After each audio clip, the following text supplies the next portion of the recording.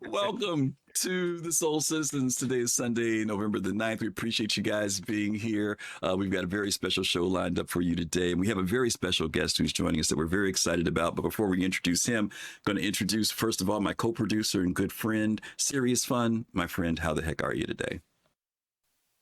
I find this place a blessing, and so when I get here, I am automatically blessed. Oh, So okay. I am very happy to be back with the community.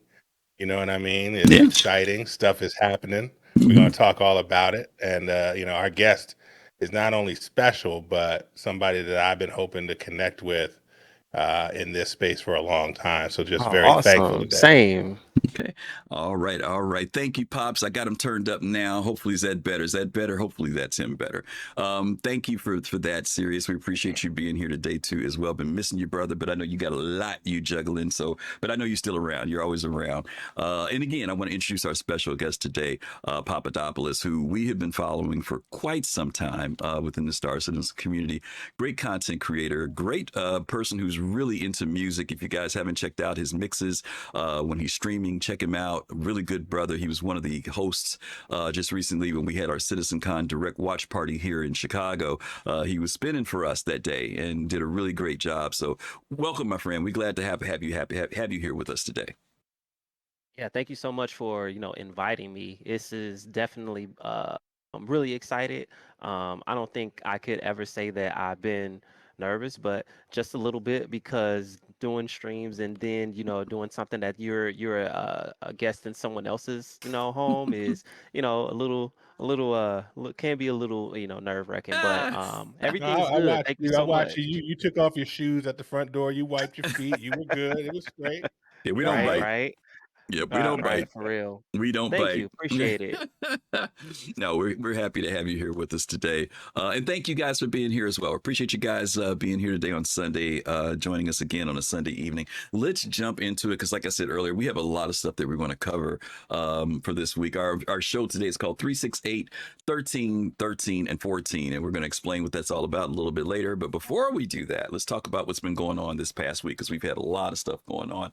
Um, as you guys know, this is when we do our Star Citizen this week. Just going to get some feedback from our brothers here, talk about their feelings about some of the things that they may have saw, just some highlights that might have stood out to them. Papadopoulos, since you're our guest today, I just want to, you can pick whichever one you want to, talk about whichever one you want to. The October monthly report came out, which always is our review of things that CIG has been working on. Usually a lot of that stuff is in our hands already, so we kind of know, but then there's also some things in the future. And then, of course, the roadmap roundup came up. Any thoughts? Anything that kind of stuck out to you? Things you're excited about? Things you're depressed about? Anything you want to share about either one of those? I mean, just because I didn't get a chance to fully read the report, Mm-hmm. I think that from the way that kind of like a lot of the people from my community, my Discord community, has been really raving over right now, really anticipating, and I have as well, just for the further camaraderie and stuff like that. Is just seeing where engineering is going. Mm-hmm. That is, I think that's kind of like what a lot of us are waiting for, and I'm on that same boat. But anything else that has dropped that's new that I haven't seen, in a report yet, I'm Mm-hmm. anticipating those as well because it's the things that I haven't seen yet that Mm-hmm. is going to be a pleasant surprise for me. Okay, that's very cool. Very cool. There were just a few notable changes in it this week. It wasn't like a really big roadmap roundup. I know one thing that I want to ask both of you guys before I let Sirius jump in. One of the things that they talked about was the Wicklow ship offerings, and I've been really a little perplexed about how there's like so many these custom ships that are being provided by Wicklow. And I mean, maybe I'm just missing something, but is it just because they just want to provide that for every ship that's out there instead of certain ships? 'Cause I thought it was just going to maybe be certain ships in the beginning, but it seems like every patch they're coming up with more ships that are Wicklow, versions of ships. Have you? Yeah. It feels like this is their mechanism for that's going to function as an answer to the question, if I can't buy the ship or I missed buying the ship Mm-hmm. and I can't rent the ship but I want the ship, how am I going to get the ship in Mm, game, right? mm, And Wicklow, I think, is one of, if not the main answer to that. And that's why they get so much feedback around Wicklow, mm, because if Wicklow is the answer to that, then what kind of pathway are we testing? What kind of pathway do we want to build out? What kind of pathway do we want to see for us as backers and then gamers once 1.0 hits, right? Okay. And so they're getting a lot of feedback on how long does it take? Mm-hmm. How onerous is it? Is it more grind than adventure? Mm-hmm. All that stuff. And it's right for them to get that feedback at this time, right? Okay. But I agree with you in that I didn't think that this was going to be the pipeline for that. I thought it was going to be a pipeline for that, right? And so I'm just finding it very interesting as I imagine you are, that now everything's going to Wicklow, right? Everything is Wicklow. Yeah. I don't know. I mean, I'm not against it, guys. I don't want anybody to think that I'm like barking about it per se. I'm just surprised by it. But I never thought about it from the perspective of here's another way to gain ships, especially customized ship, versus me having to do this grind for millions and millions of credits and then going to the ship store and buying something. This is a more gameplay based way for me to be able to possibly earn those ships as well. So that's a perspective I really hadn't given much consideration to. Who was that? That was GoMob ATL. GoMob. Our man, 60 months, 5 years solid. Thank you so much, my friend. Good to see you. Hope you and the fam are doing well. And I want to talk to you later on about hopefully Jamaica didn't impact you. So thank you, man. Glad to see you here as well. Pappadopolis, again, feel free to, nothing stress. If you got nothing to say, we don't put no stress on you. We don't want you to feel stressed. We want you to feel comfortable while you're here, okay? Yeah, for sure. But yeah, for me, the one thing I'm interested in, and I know this is a weird thing because I'm usually up on every patch, 4.3.2, I really wasn't very much up on. I did visit a few things in there. But this new one, and in the PTU now, I have not visited anything. I have not been in to done anything. So the one thing I did see in the monthly report, not the monthly report, the roadmap roundup, was that they're now adding these exterior elevators in all three systems. Before it was kind of like they were just doing it in Nix. So have you had a chance to look at that Sirius or Pappadopolis? Either one of you guys seen the exteriors? Because I haven't seen squat. And I hear they work. Is that true? I don't know.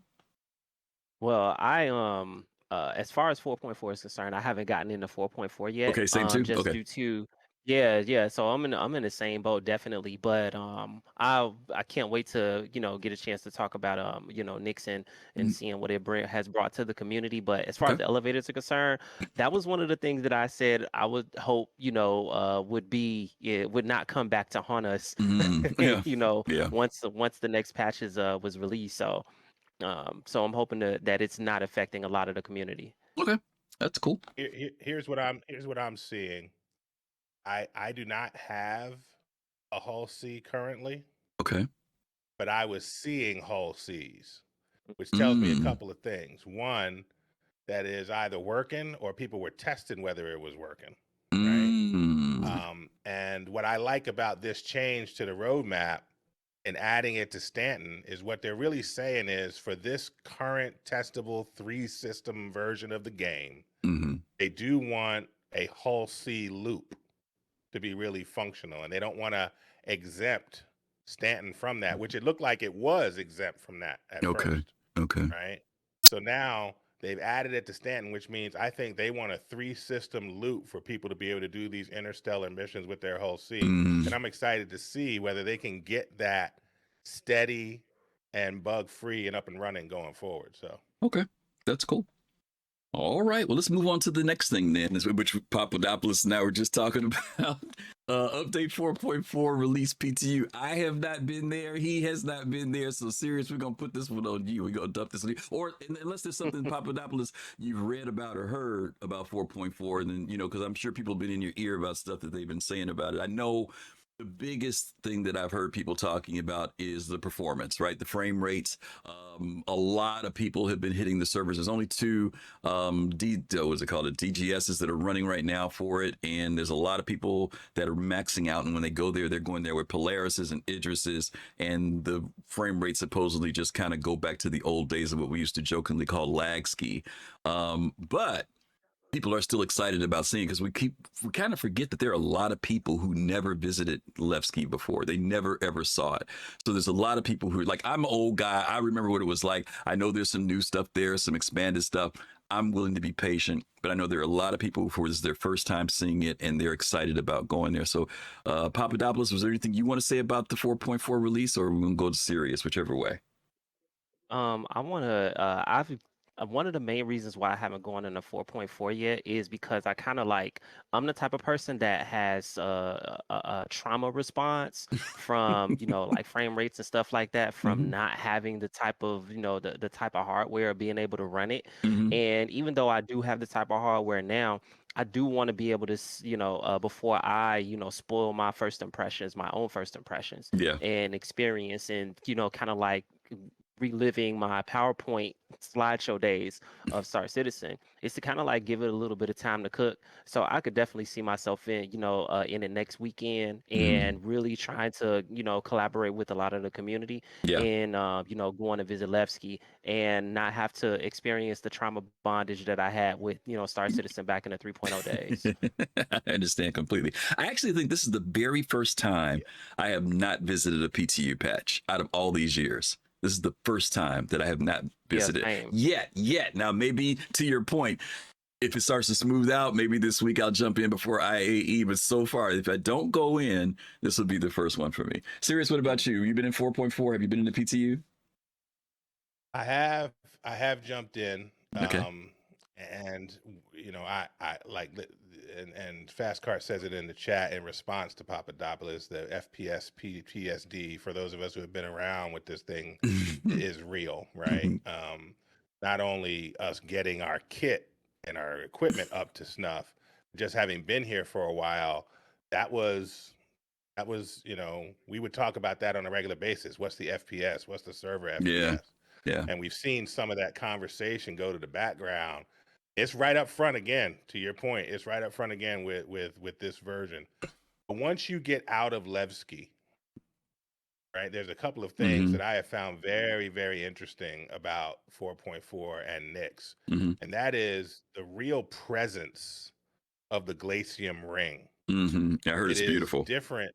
Yeah, it is different. It's a different experience to move around that and have that in your foreground and background and in your midst than it is like the Air and Halo and some of the other stuff we have other places. This feels more ubiquitous than some of those other things, and to the point where even you come out of Quantum somewhere, you have to wait and make sure that the Glacium Ring has loaded up before you move, or you'll run into an asteroid. I remember that back in the old days. It was like that. Yeah, I remember that. Yeah. It's bringing all that stuff back. Yeah. But the beauty of it is incredible. Okay.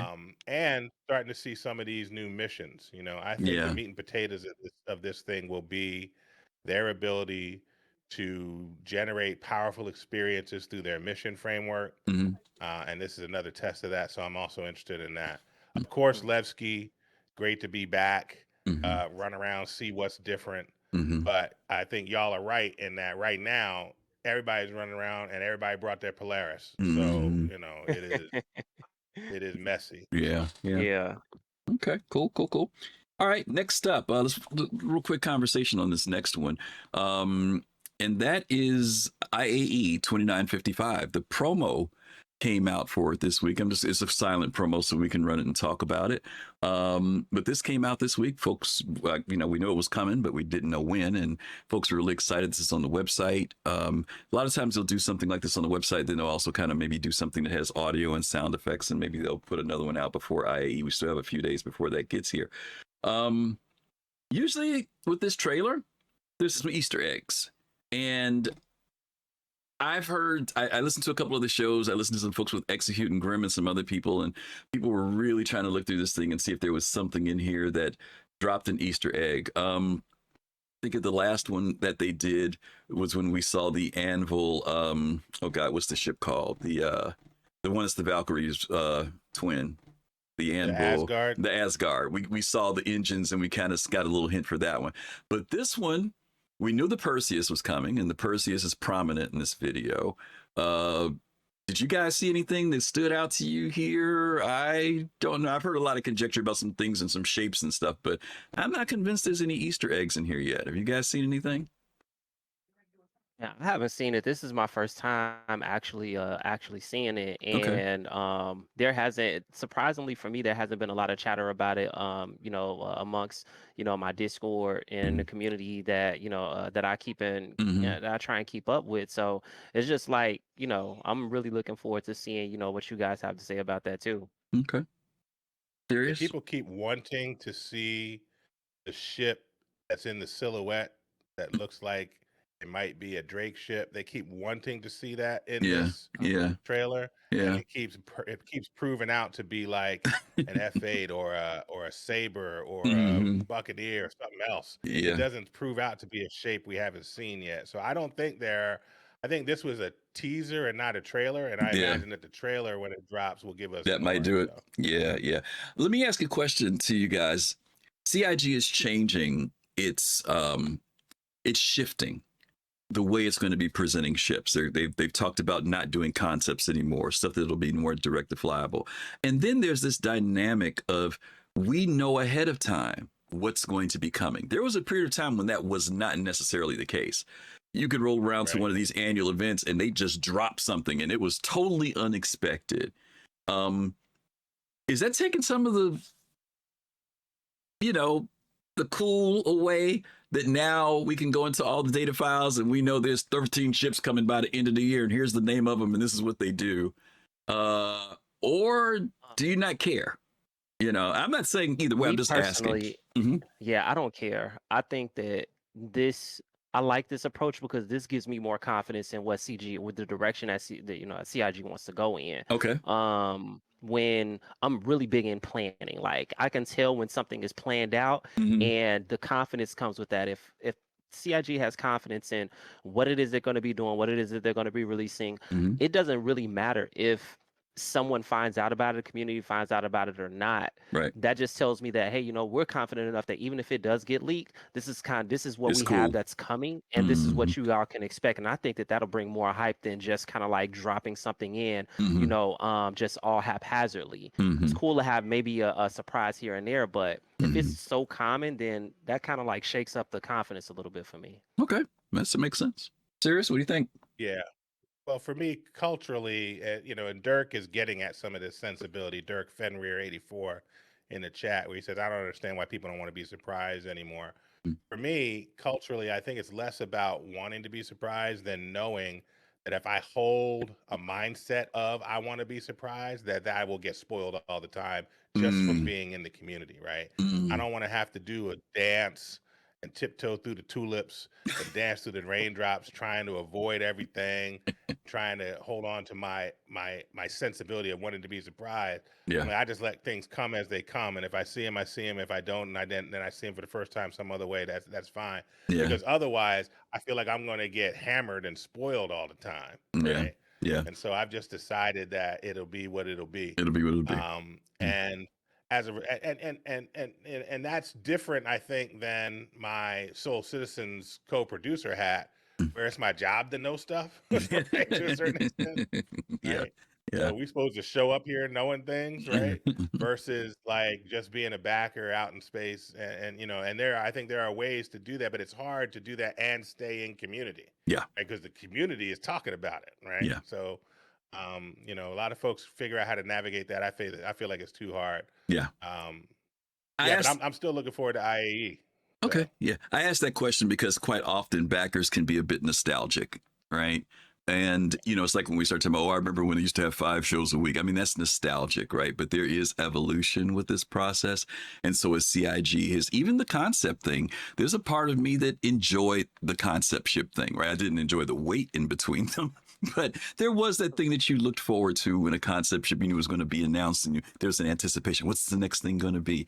But now we've evolved past that point. We're moving into a different space now, and so this new thing now saying, hey, we're not going to go through all that, make people wait. When something's ready, boom, we're dropping it. Done deal.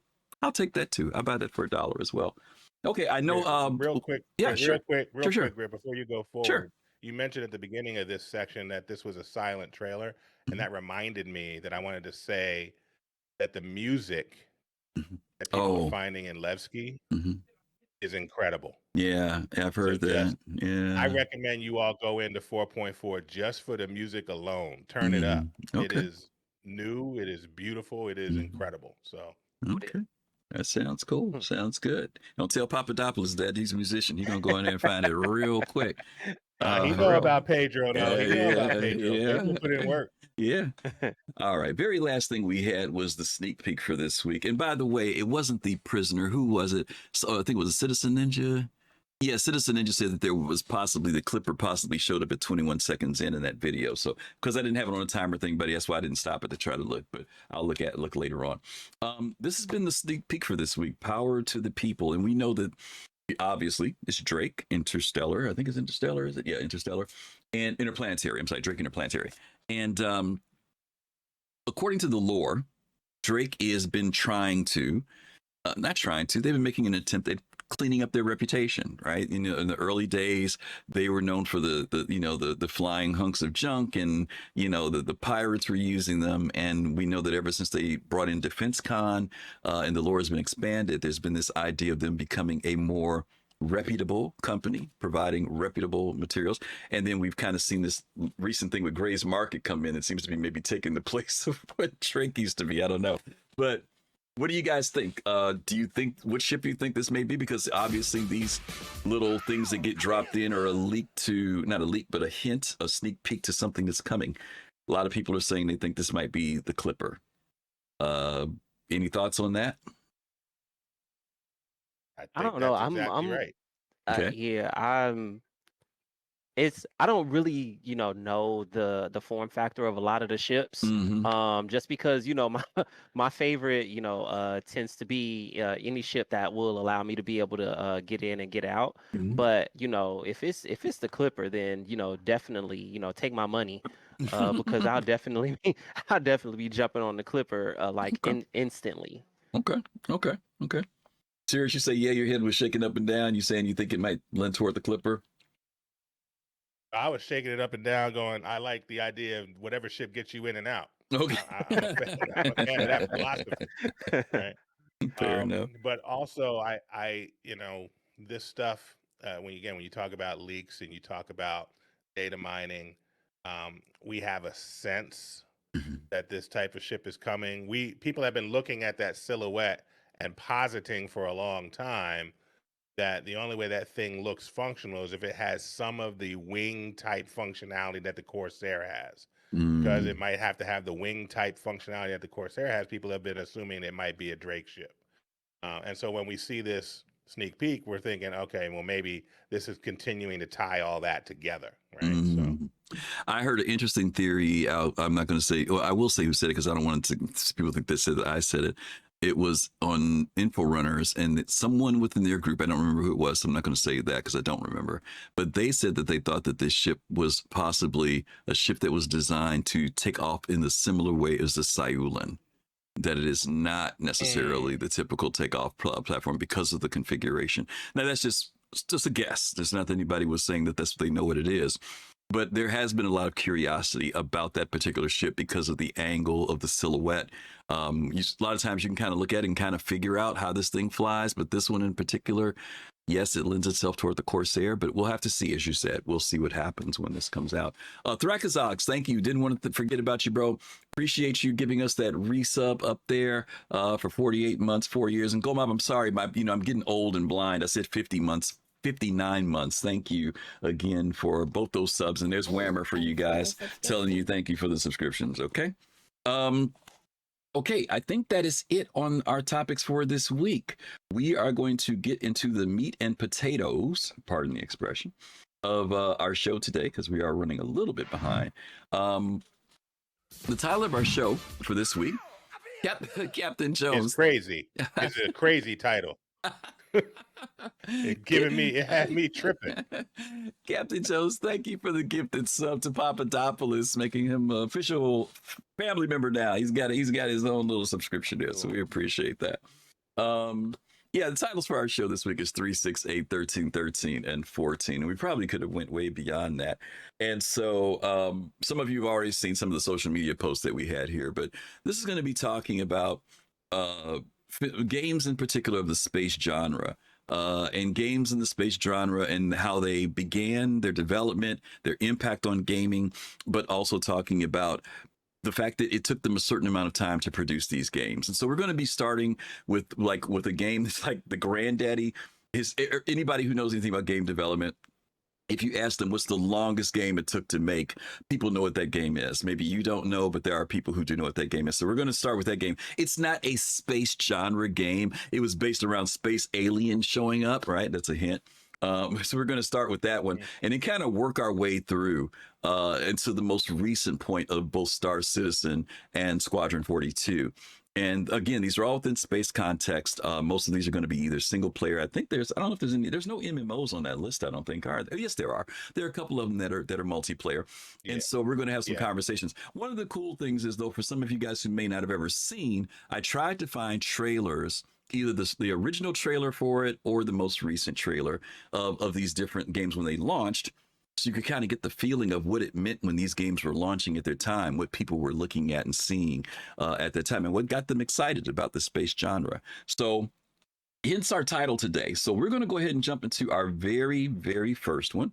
And for some of you who do know what it is, some of you have said it already in the shout. No, it's not Half-Life 3's Fast Card. Very funny. All right, let's take a look at the very first one here. Okay, here we go. Do you remember that? Do you remember that phrase, Sirius? Did you ever play this game? Did you ever play any of the Duke Nukems? No. You never played any Duke Nukems? Oh my God. Now I know Pappadopolis, he ain't old enough. I don't think he played Duke. You didn't play Duke Nukem. I played one of them. I played one of the Duke Nukems. Yeah, really? I played one. And it was the most shocking gaming experiences of my young life. Tell you that much. So those of you who played Duke Nukem, you remember him saying, "Hail to the king, baby." That was his line, right? All right. So let's watch the trailer. This is for Duke Nukem Forever. This game took 15 years to get done. Forever.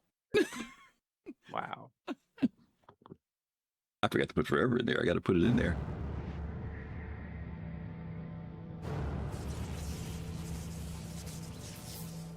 They used to tell stories of a man who saved the world. A man whose very presence sent aliens running back to their motherships. A man who disappeared without a trace. When the invaders came back, they came back angry.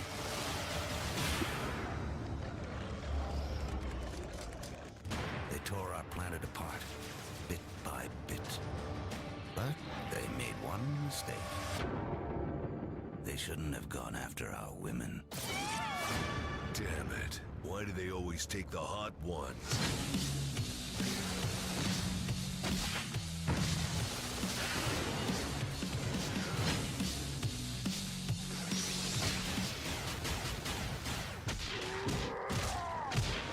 Right in the jewels.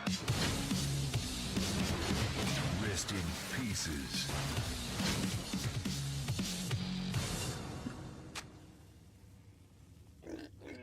What? Did you think I was gone forever?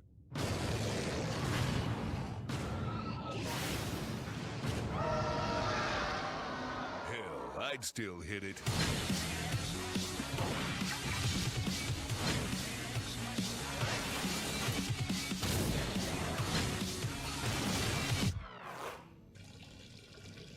Oh, yeah.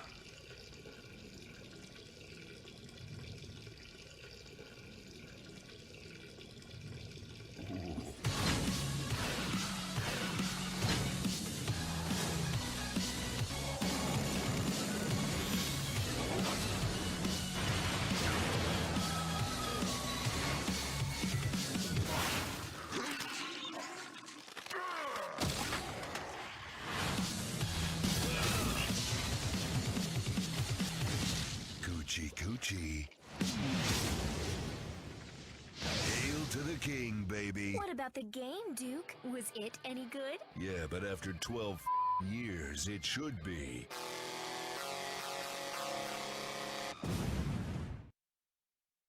Okay. That was Duke. SeriousFun, I can't believe you didn't play any Duke Nukem games. Never? I didn't play any Duke Nukem games. When Duke Nukem first dropped, it was like early 90s, if I remember correctly. Yeah. And I was all sim all the time at that time. I was like even Wing Commander as a sim, F-15 Strike Eagle, F-19, Falcon. So I did not.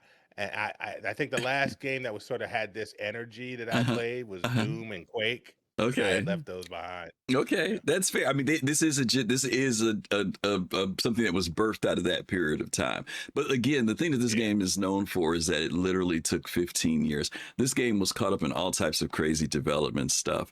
The publishers had problems. It just got delayed. And the Duke Nukem franchise was actually a very popular franchise when it got started because it was so over the top, that people wanted to play it. It was outside of what was at the time Doom. It came out of Wolfenstein. There's a bunch of games that came out of it. This is a single player game. I never played it. By this time, I was away from this as well. I played the first two, but I never did play the other later games. And this one I didn't play either. But anyway, 15 years, guys, for a standalone shooter like this. Again, it holds the record if I'm not mistaken. There's one other game I think that might be, it's an Asian game, I think that might have run close to the same amount of time. But this is one of the ones, and we're kind of opening our conversation up with saying this is the longest one. Now, Star Citizen ain't far behind it, y'all. But in light of the complexity and what we see going on with CIG, with 2 games being built, this game, and this is back when games were not as demanding, still took a very long time. But a lot of it was not just technical, it was actually issues with publishers and a whole lot of other things. And that's one of the things CIG has tried to avoid, and yet they still have taken a lot of time to do this game. You guys got any other thoughts on this trailer before we move into the more serious of the space games? Well, I just want to say that out of everything that I saw in that trailer, Buddy needs to hydrate. And he's not it is not looking very healthy for his kidneys. He definitely needs to hydrate. I'm sorry. That's very true. That is very, very true. Yeah, you know what? And Uh-huh. I was gonna say the only other thing I'd say about Duke Nukem is imagine if it had our model. Imagine if it had backers involved and feedback. Oh my God. It would have literally been Duke Nukem forever. Yeah, it would have never come out. Yeah. Gomab mentions a good point. This is back in the time when you could do multiplayer, but you had to do it on a modem with friends, right? This was no internet type of stuff at the time like we do now. And it was very limited. It might have been a 4-player multiplayer or something like that. But anyway, that's Duke Nukem, guys. We just want to have some fun to kick off things with that one. Let's get to the more serious stuff now in the space genre area. A lot of you all know that when Star Citizen was announced, when development was announced in 2012, there was another game, very popular game, that was announced that same year that many space nerds were also looking forward to. And that game was Elite Dangerous. But we're going to look at the more recent games and work our way down the ladder a little bit here. So the very first one I want to talk about, though, is Elite Dangerous Odyssey. Now, this game, was started development in 2018. And their development on it wrapped up in 2021. So it was like 3 years later. Serious, you give some background a little bit because you're kind of deep. You were much more into Elite than I was. We both played it. Pappadopolis, did you play Elite at all? It was when I like really got into streaming on Twitch. That was like my main game for like 7 years. Really? So yeah, I was pretty deep into it. Oh yeah. Whoa. Okay. Well, that's yeah. good. You guys are both veterans. I played in the beta, and I played up to Engineers, I think it was, right before that heavy grind stuff started. That's when I got out. But I know Sirius continued to play, and if you played 7 years, that means you continued to play. So you were in there for a long period of time. Let's talk about Odyssey, and then we'll talk about the original game a little bit for you. And let's look at the trailer, and then we'll come back and talk about it. Let's look through that first, okay?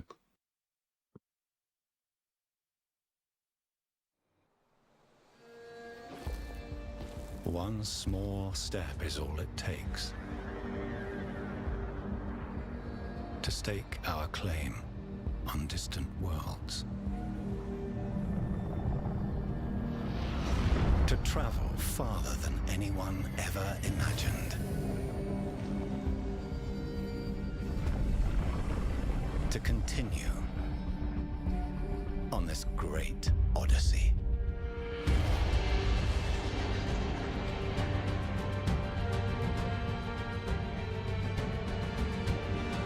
What new journeys have yet to be taken?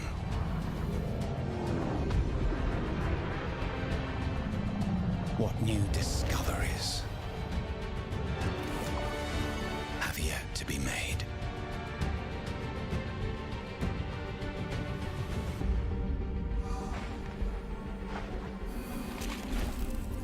What new dangers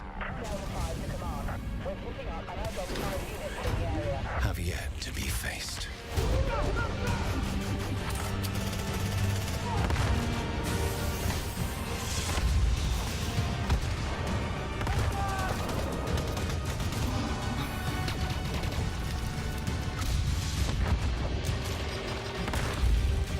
One small step is all it takes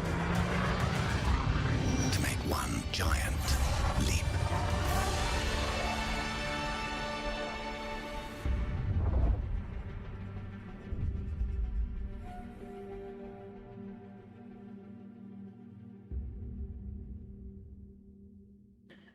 So let me say this before I let these two guys, I'm going to let them really do the in-depth talking about how they felt about Odyssey and the game at that point. But Odyssey was greatly anticipated by the Elite Dangerous community because it kind of promised the next level of what David Braben's dream was for Elite and for many of the players. Many of the players were looking forward to having an experience that reached outside of their spaceship, being able to what was called having their Armstrong moment, that opportunity. Because Elite, everything before that was just you were inside of a ship and that was it. You didn't go inside of a station. You flew into a station, but that was it. This was supposed to be that next step that allowed mobility within the game world. And a lot of anticipation when this came out. A lot of anticipation. So, Pappadopolis, I'll go to you first. Since you played the game from Elite going into Odyssey, any thoughts you have on the? We're going to cover Elite later, but let's just talk about the transition point. How you were feeling about the Odyssey module when that came out.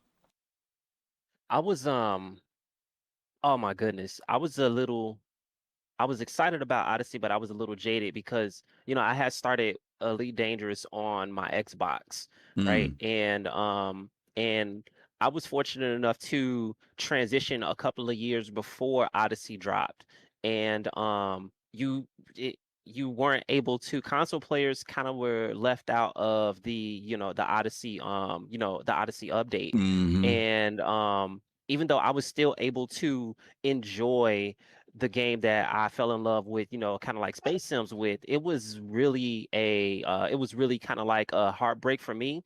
But to not focus on that, to think about what Odyssey had brought to the table, it brought to the table a bit more, a bit more immersion, like engagement with the planets, even though I still experience Flipbook Simulator on on my PC when I upgraded because I couldn't quite engage in the on planet, the planetary base engagement with combat and stuff like that because it was just quite a bit more demanding. But I think that overall it did bring a lot of it solved kind of a problem where the community wanted a bit more content with their action, right? Because you were being challenged by Star Citizen with what it was bringing to the table already, and the developers of Star Citizen seemed like that was kind of like one of the answers for, hey, you know what, let's go ahead and drop additional content so you can finally get out of your ship and you can do more engagement than just being in a vehicle while you enjoy your sim. And I think that that was definitely a great step in the right direction. So I'm not going to get into the other side of it, but I think that that was a great step in the in a direction for Odyssey. Absolutely. Okay. Serious, what about you? Yeah, just real quick as a reminder for folks, I had about 4,000 hours in Elite Dangerous. Was part of all their stuff from Premium Beta, Lifetime Expansion Pass, Distant Worlds 1. I was there trying to kill Commander Harry Potter during the Salome incident, all that stuff. You were in it. Was in it, right? In it to win it. And I think what people forget, and this is there's been some back and forth in the chat about, what happens when you get surprised or you don't get surprised. Do you leave space for being spoiled or not? People forget that what preceded Odyssey was a leak, a credible leak from Frontier, out of Frontier, about what the next step was, what could be, right? And the leak included space legs, which is what we got. Yep. It said there probably won't be any atmospheric landings, which set the community off. Yeah. And then it said two things back to back. It said FPS style gameplay, or three things back to back: FPS style gameplay, Thargoids in the flesh, and base building. Right? And so when we got the FPS style gameplay, but it was really against AIs and bots, when we didn't get Thargoids in the flesh from an FPS standpoint, and when we didn't get base building, that really devastated whole portions of the Elite Dangerous community, because there was this expectation that had come from this leak. People, and the whole community was talking about it. And then people started, how a leak will get you do that confirmation bias, right? People started going, well, of course they would make, if they're going to do space legs, they do great FPS. If they're going to do FPS, of course they're going to do us against the Thargoids, right? Yeah. You ain't got a Thargoid FPS to this day, right? Yeah. So, and they had a Thargoid model, right? They had modeled out a Thargoid creature to do FPS against. And you still don't have it to this day. And then to Pappadopolis' point, when it dropped and you did what we ended up calling the blackout, you black out, you around, you black out, you end up in your seat. And it was seamless already in Star Citizen to go in and out of your ship. Right? It was seamless already. It just felt like the launch that Elite Dangerous had been on and the arc that we wanted it to stay on, it felt like it was just deciding to fall short, right? It was just deciding to have a lower arc for the experience, and we had all imagined for it, and that we were willing to pay. They're finding out now people are willing to pay, right, for a bigger dream, right? And so this was just a really truncated dream, and people really expressed their disappointment. Now, the last thing I'll say is they went backwards with Odyssey in terms of the planetary tech, right? So to this day, people will still say that planets and systems look better in Horizons, which is the non-FPS, non-Odyssey version of Elite Dangerous, than it does in Elite Dangerous Odyssey. You can't go backwards in your tech, right? Yeah. So it was just really a fumble. It was like fumbling, then getting the ball back, then fumbling again. Yeah. I think that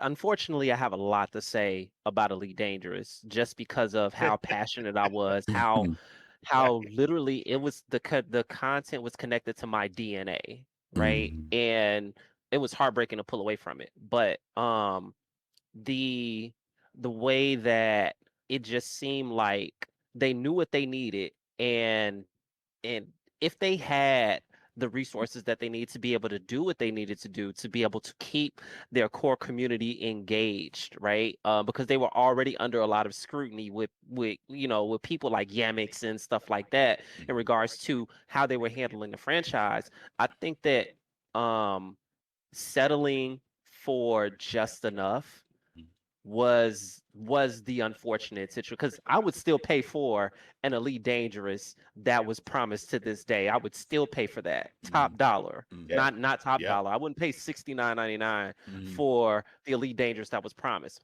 but I would pay a decent price for an Elite Dangerous that was promised. Absolutely. Yeah. Still to this day. Interestingly enough, many of the games that we're going to be talking about today, as great as they were and fun to play, and much as we embrace them, one of the things that is a common thread is how many of the failures had to do with the publishers. And, even with Elite, in the series, I know you and I have talked about this before, Frontiers investment shifted from what was Elite, which built much of their money that came in, and moved into the areas of Jurassic Park and roller coaster stuff, and this becomes a real issue when publishers are about their bottom line. And don't get me wrong, I mean, they're about making money for their shareholders, but this franchise is a beloved franchise. It has literally been around for freaking almost 30 something years. The Elite franchise has been, and just now it's not like they're on their last leg. They're trying to regain that, and they are making some positive steps. I know, Sirius, you've talked about the introduction of new ships. You know, how many ships did we joked around about how many ships did they have? How many years did they only had? How many? And it's not that you have to have a lot of ships, but what was their count? And they just got new ships within the last couple of years, right? Yeah, it was like 30 ships, and Star Citizen flew by them with ship numbers.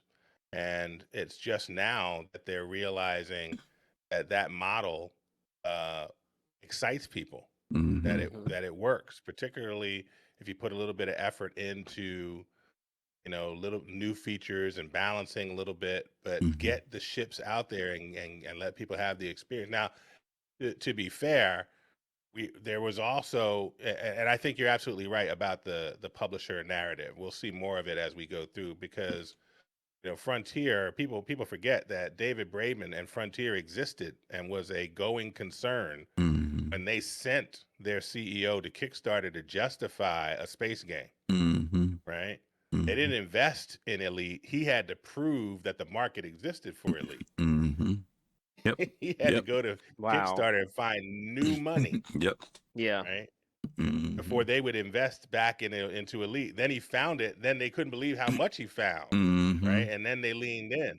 But, you know, Michael Brooks passed away. A lot of the folks that were partners with David Braben in the original vision also were either moved around Frontier or passed away. So I think this is, while I wouldn't call this a second wind, I think that they do have a revenue model that satisfies the base, invites new players in, and allows them to look forward a little bit. So. Yeah. Okay, let's go on to our next one here. This one is for many people a tremendous disappointment, and that's Kerbal Space Program 2. Many of us are familiar with the original one. I told you guys there were other games that I could add to this list, but I'm just kind of going with the more recent ones that we want to talk about. This one started development in 2017, but many of you all know that it terminated in 2023. The description was Kerbal Space Program 2 is a spaceflight simulation game where players design, build, and fly spacecraft using realistic physics principles. It's the sequel to the original game and features modernized visuals, new and improved parts, including customizable colors, and a revamped user interface. Currently, it was in early access at the time. Future updates are planned. Many of you guys know that there were people who were so looking forward to this game, and unfortunately, they did release it it wasn't a beta version, but it was like a early access version of it, and there was some issues that came up with it. But let's take a quick look at the trailer, and then we can come back and talk about this.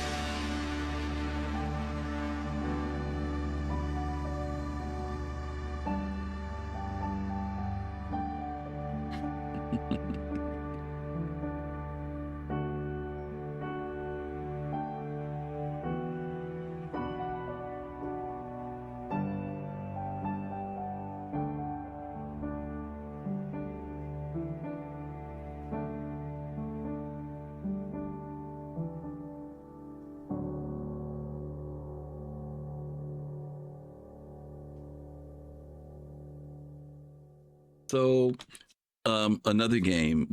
For me, I don't know if either of you guys played KSP. Did you guys play the very first Kerbal Space Program or try to monkey around with it at all? Oh yeah, Yeah. yeah. Pappadopolis, did you monkey around with KSP at all? Not the original, Okay. but this is about the maybe third time that I saw the trailer for 2, and it makes me want to play it. Yeah. It makes me just from the trailer, it makes me want to play it. Yeah. It was, when you first hear about it, if you're into anything with space and people tell you about it, it's kind of like how people felt about Elite when we started looking for those games that actually started reaching into real physics, real motion. And Kerbal was one of those games that people, if they really wanted to get into it in depth and be able to create things and experiment and try ideas, but also have the limitations of real world science and physics, this was a great introduction for people in gaming. And KSP was a very popular game, and there were a lot of anticipation for KSP 2 to come out. But again, issues, publisher issues, developer issues, purchasing, getting bought by another company, and there was a very uncertain future for this game. I didn't get all into it. I kept trying to watch from a distance because I was looking forward to it. But Same. problems. Serious, what was your experiences with KSP when you played? Well, the thing that I liked about it, and there's other games on our list tonight that have this same feature, was that you could come at it a multiplicity of ways. The first one, right? Modes by which you could play it. And, as the game started to really gain traction with folks for its cut at orbital mechanics, like it didn't have Lagrange points and whatever, but it had more orbital mechanics that were more gamified and usable and experienceable and fun than any other game of its type at all ever, right? Maybe to this day, right? And just a really interesting way to approach. It was so compelling that I can't remember. And Lady Rain is in the chat, but I thought that there was an effort at some point to make a learning module for kids out of it. At some point, it was so effective at inviting people to experience this thing. And for Kerbal Space Program 2, everybody that had a vested interest in Kerbal Space Program 1, there was a Kerbal Space Program Education Edition, right? So everybody that had a vested interest in Kerbal Space Program 1 and wanted something that they wanted for Kerbal Space Program 2 was an advocate for that, right? So people who saw that the game had 89% or 80% of the orbital mechanics in reality, people who were into that, they wanted it to be 100%, right? People who wanted to focus in on detailing EVA wanted that. Other people who wanted this wanted that, and the publishers, to your point, they wanted money. Yeah. And so, I'm sure that we could do a show on Kerbal Space Program 2, but for me, what it is an example of folks not being given the time to just make a game. Yeah. So this and, one and a whole bunch of other forces that are about other things getting in the way of that. So this one began its development 2017. As you guys saw in the trailer, they tried to wrap it up by 2020, but it ended up going all the way into 2023. So we had like a 6-year period of time. And again, you're trying to look at these time frames. For many of these companies, these were companies that were in existence already. They had their own game engines. And yet and still, we're looking at lengths of periods of time from anywhere from 3 years or beyond to create some of these games, and still struggling in many ways, even with a game that was considered relatively successful. Elite, same thing, successful games, but still very difficult, still some difficulties with getting these projects out in a way that is proposed to the audiences. And, the things that they've shown us, sometimes they deliver, sometimes they don't. I know that a lot of these games that we're going to be talking about today have moved into this space where now when you see the trailer for the teaser, they'll basically say this is done in engine, because there's a period of time where everything was about cinematics that were being created, right? And you see this great cinematic, and then you get in the game and what you saw in the cinematic was not in the game. So, now they are trying to make sure that when you see stuff, it represents a fair representation of what's in a game. And again, to your point, Pappadopolis, when you look at this, man, especially when you look at the other one, not that the other one looked bad, but you could definitely see this was advancing further, like Sirius was saying. Exactly. And man, to see that this couldn't get over that bar, is kind of painful. Is kind of painful.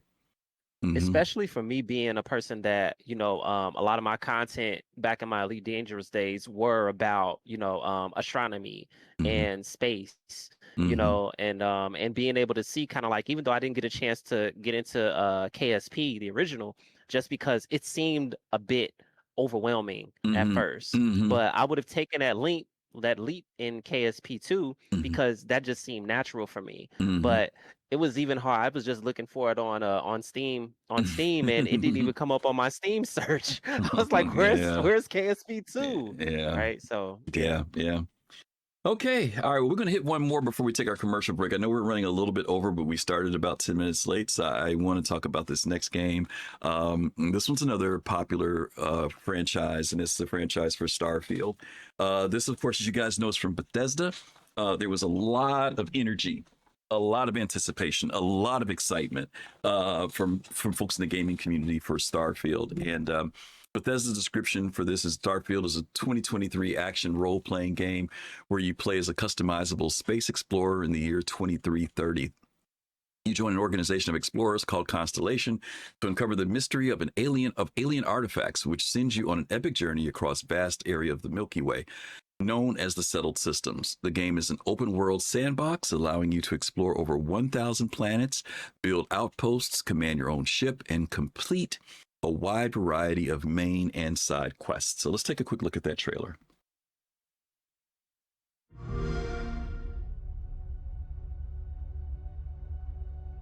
Humanity has always hunted for knowledge in the unknown.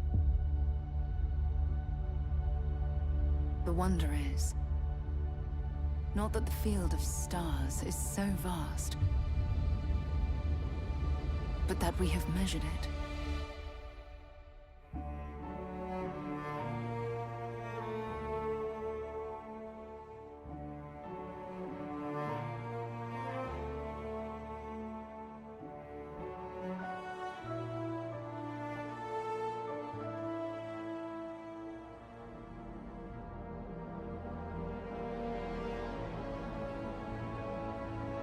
We're all here because we're committed to the biggest question of all. What's out there?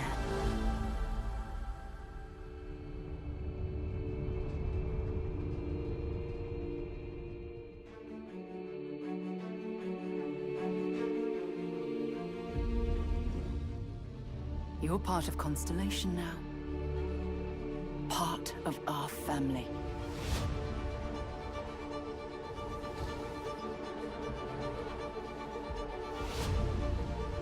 We do not fully understand all that is at work here. No finer group in the stars to be unraveling this mystery. I'll follow you from here on out, Captain. Grab jump is ready. I love this part.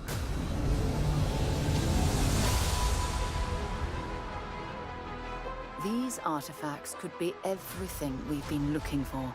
Another great secret the universe is asking us to unravel. Human settlements throughout the galaxy could be at risk.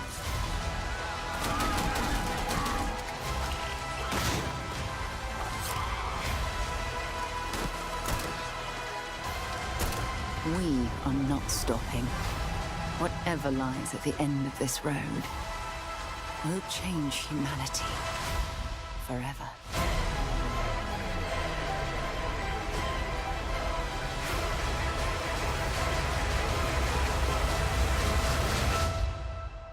This is where we belong.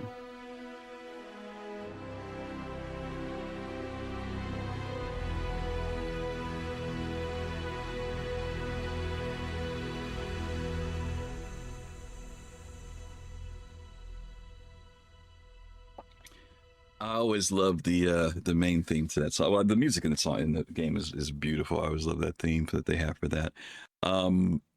Let's talk about Starfield. You know, and I don't want to come from a cynical place because there are people who it's going to be this, it's going to be that. But I really want to talk about the game.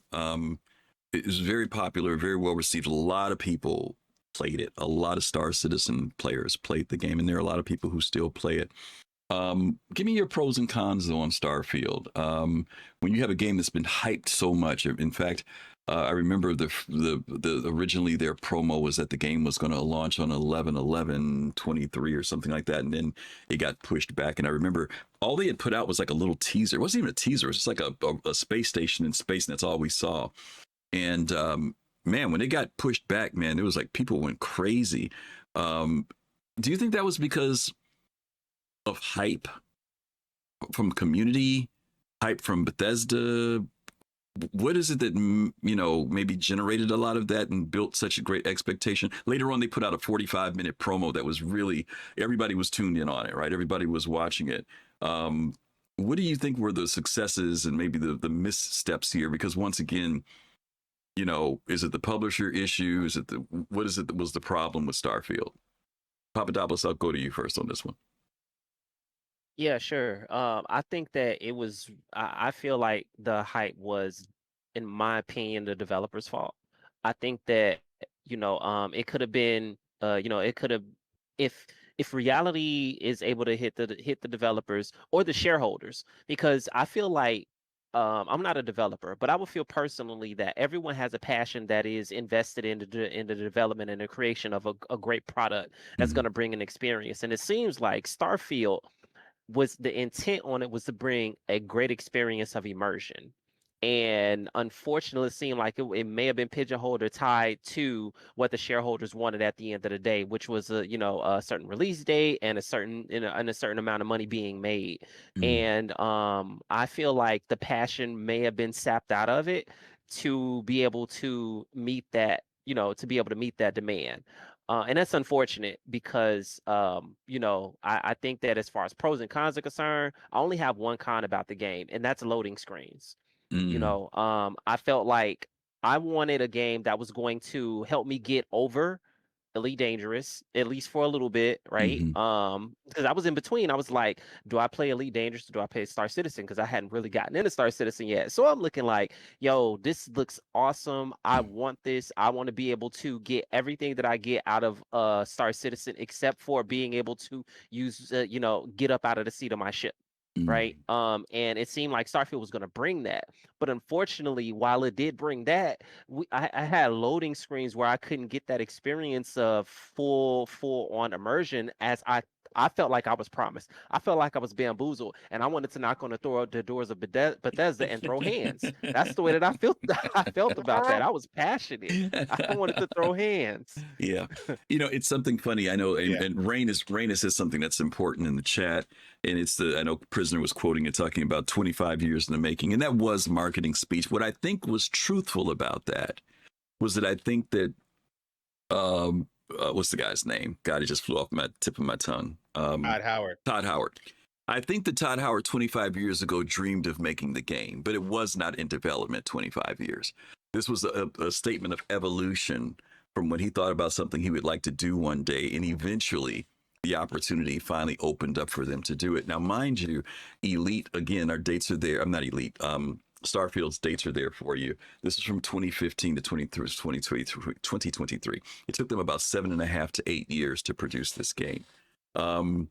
And there's an interesting interview that I read from Todd Howard when he was talking about, they were asking about the struggles and what it took to make the game.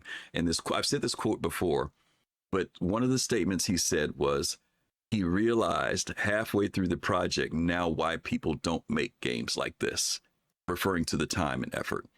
And it still took them 7.5 years to make a standing single player game that probably, as we know, it was very successful in some ways, and in some other ways missed the mark. I know some of the things I heard about Starfield and experienced in Starfield because I played it for a limited amount of time. And to your point, Pappadopolis, you're talking about the loading screens. I don't think loading screens, let me say it this way. It seemed like for a lot of people, it wasn't that loading screens was a problem. It was just the fact that loading screens happened in places where your mind told you, why is there a loading screen here?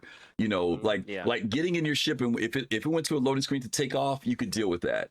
But it was when you went from you're in a building and you went from one room to another room and there was a loading screen. It's like, dude, there shouldn't be a loading screen just to go into this small room. You know, I mean, I think those were the things that felt really weird because, like you said, we're used to having loading screens, but they just felt like.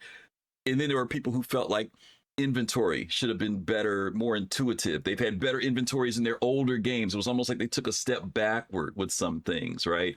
So as successful as the game was, and the game was well liked, a lot of people put in literally a couple hundred, 200-300 hours playing this game. There are a lot of people who made it 25 hours or 30, and once they did the mission, that was it. They didn't even have a desire to expand. Then there were other people who said that the side missions was actually where the meat and potatoes was, way more than the original storyline mission was. So, you know, Serious, any thoughts on Starfield 2? Oh, so many. I'll be quick though. I think Go Mob hit it for me. My quick answer would be that I felt that Starfield was fun and fine to play once, but it was not the seminal experience that we hoped for. I think some of the time we forget the context in which Starfield was announced and then received. Starfield was announced at E3 2018, right?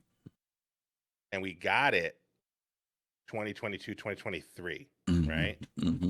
So what happened in between? Global pandemic, right? Yeah.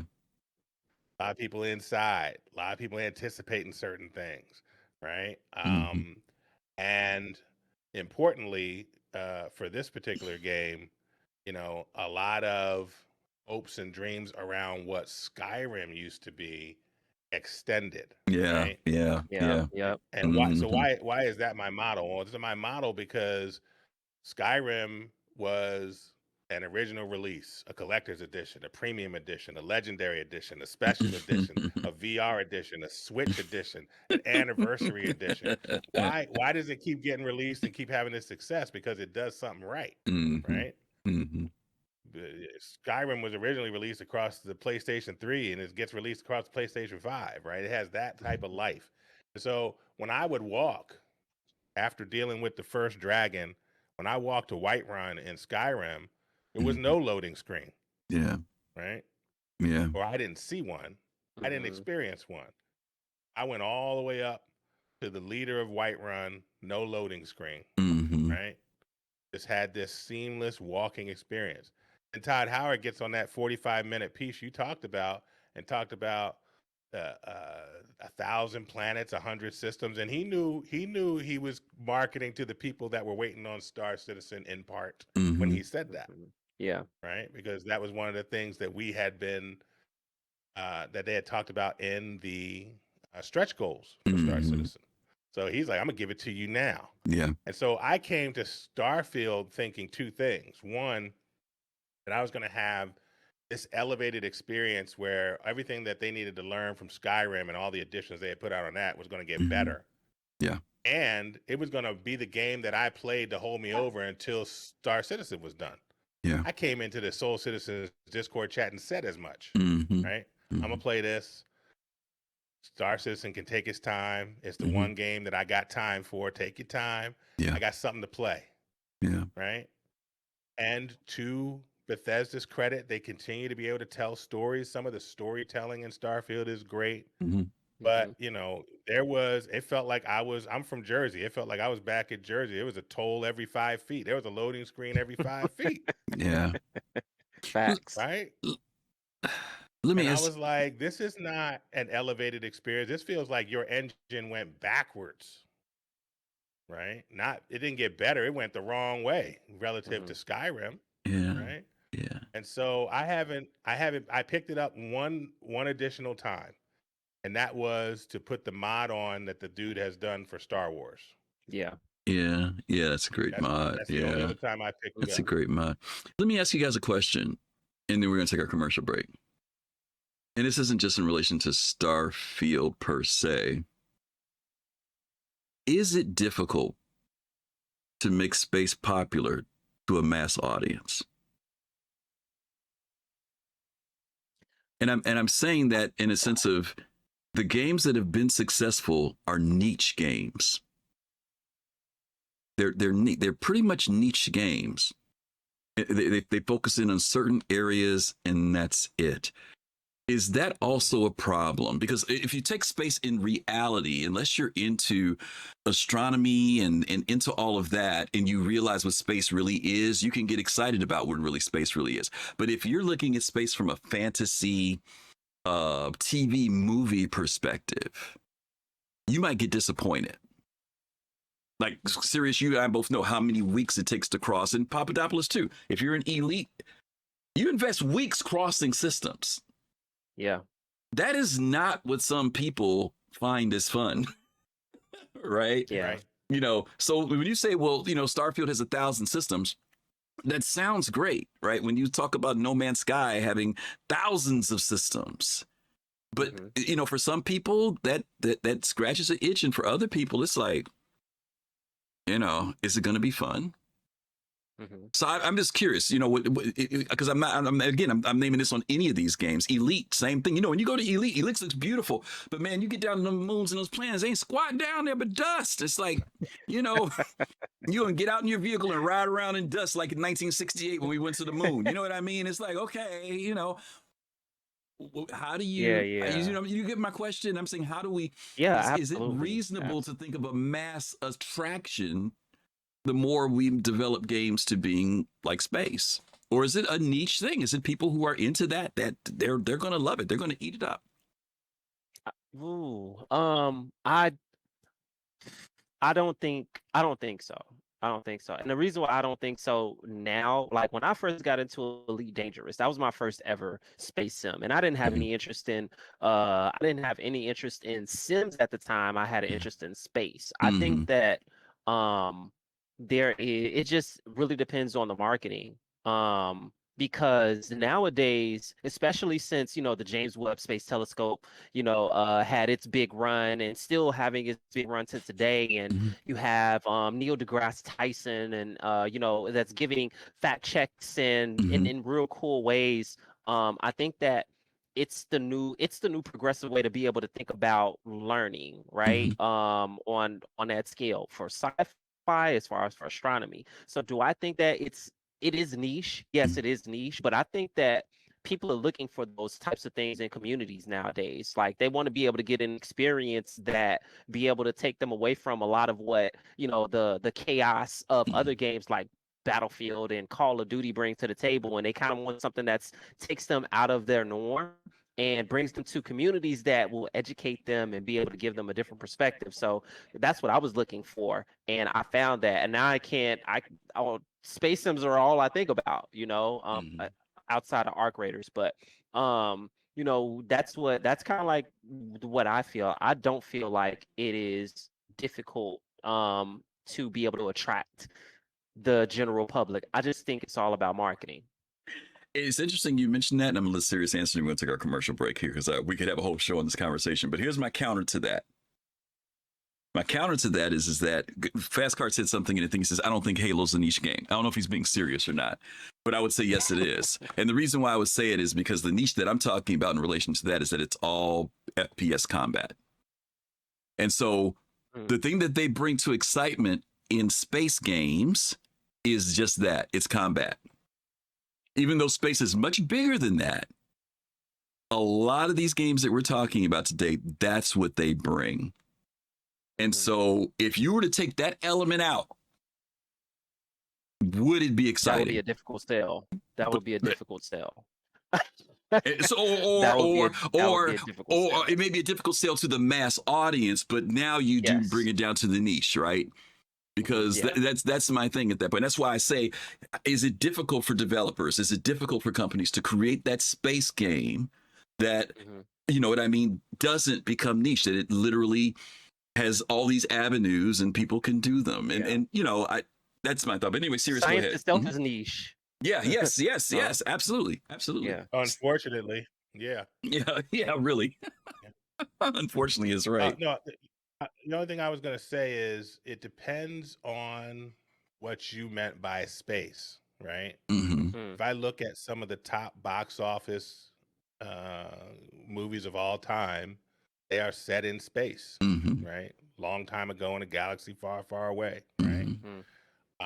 And again, another opportunity for Bethesda, and because is Star Wars, is that franchise a space franchise, or it is a hero's journey franchise that happens to have a space setting, Right. right? Right. A lot of people would argue that it's the latter, and so it's about storytelling and compelling characterization and connecting with the human journey, right? Mm-hmm. And so I think Starfield was an opportunity that they missed, particularly with the characters that were supposed to accompany you. They could have gone a lot deeper there.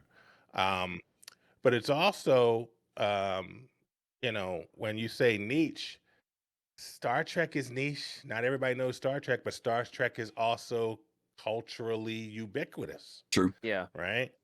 Like people may not know about how many decks there are on the Enterprise, but they know who Captain Kirk is, right? Yeah. And so how do you attract and retain individuals? Well, your game has to be dynamic and have that capacity to do that. I loved in Elite Dangerous that you could really just fly around and do cargo. When the game first came out, you could fly around, do cargo, you could enjoy the flight model, you could do a little bit of combat. Or you could go, oh my goodness, this is a one-to-one recreation of the Milky Way. Is the Pioneer spacecraft out here? Let me calculate where the Pioneer spacecraft would be in the year 3301 and go there. Yep. And Love people that. went there, and Frontier rewarded them by having the Pioneer spacecraft be where it was supposed to be. Right. Right. Yep. And that for me was like a great balance between people who want to pew pew, people who want to just do cargo runs and space truck, and folks that wanted to be about astronomy. Right. And it was that type of Easter egg was a reminder that this thing was vast. And, to this day, Griff, you talk, and I think rightly, about how most people would experience visiting most planets in the galaxy, right? You land and you go, oh, again, a bunch of nothing, and then you take off, right? To a certain extent. But you can make that also compelling with your game mechanics, right?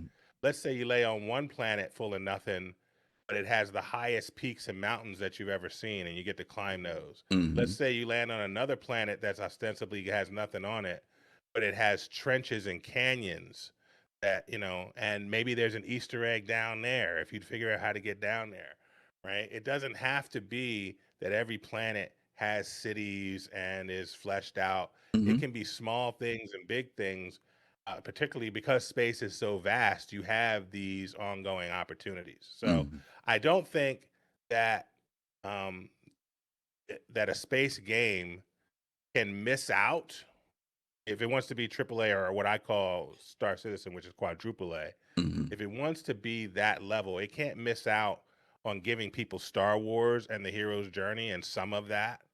But I also think for its longevity, it can't miss out on some of those broader details that have to do with people who love space, like really love space. Yeah. So okay, I love it's that. an interesting That challenge. was awesome. Okay. All right. It is an interesting challenge. Listen, we're going to take our commercial break for a second. 1 minute away. That's all we're going to do. And then we're going to be right back. And you guys can join us for the rest of our topic. So we'll be right back. Hello there. If you are here today, that means you are one of our subscribers, one of our sponsors, one of our supporters, and we just want to say thank you for being here with us today. We're running a little bit behind today, but we just want to say thanks for being here. Next week, we're going to be doing a show called Update 4.4, God willing. If the patch is better, Pappadopolis, maybe by then I would have played it so I can talk about it next week. But that's going to be our topic for next week. So hopefully you guys will be able to join us on next Sunday. And then, of course, the week after that, I think, is our IAE show, I think, or maybe, I can't remember. Pappadopolis, once again, thanks for being here with us. And we have a special guest. Happy to have him here. Serious, anything Thanks you for want to having tell? me. You want to tell folks anything? We got about 15 No, seconds. we're just thankful. Mhm. Yes, thank you. Thankful for supporting us. We love doing this. We love having guests on like Pappadopolis, and thank you again. Absolutely. And I didn't know that he was into Elite and stuff. So this is great because it helped fill out. Because I stopped playing this sucker a long time ago. Anyway, we are back.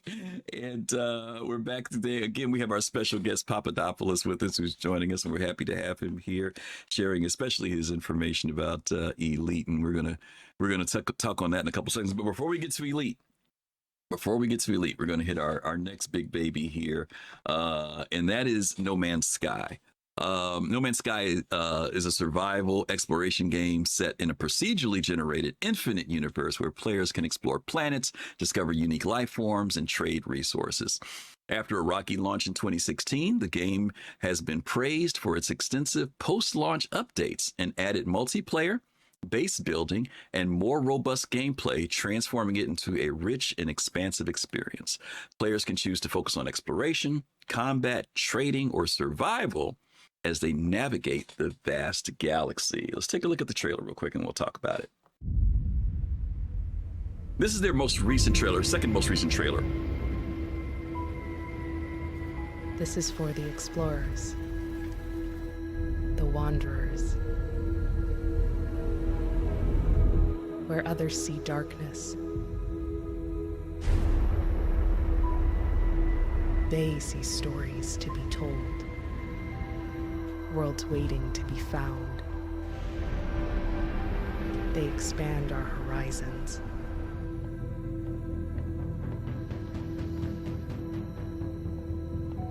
They reach farther. They go first, while others sleep. They dream.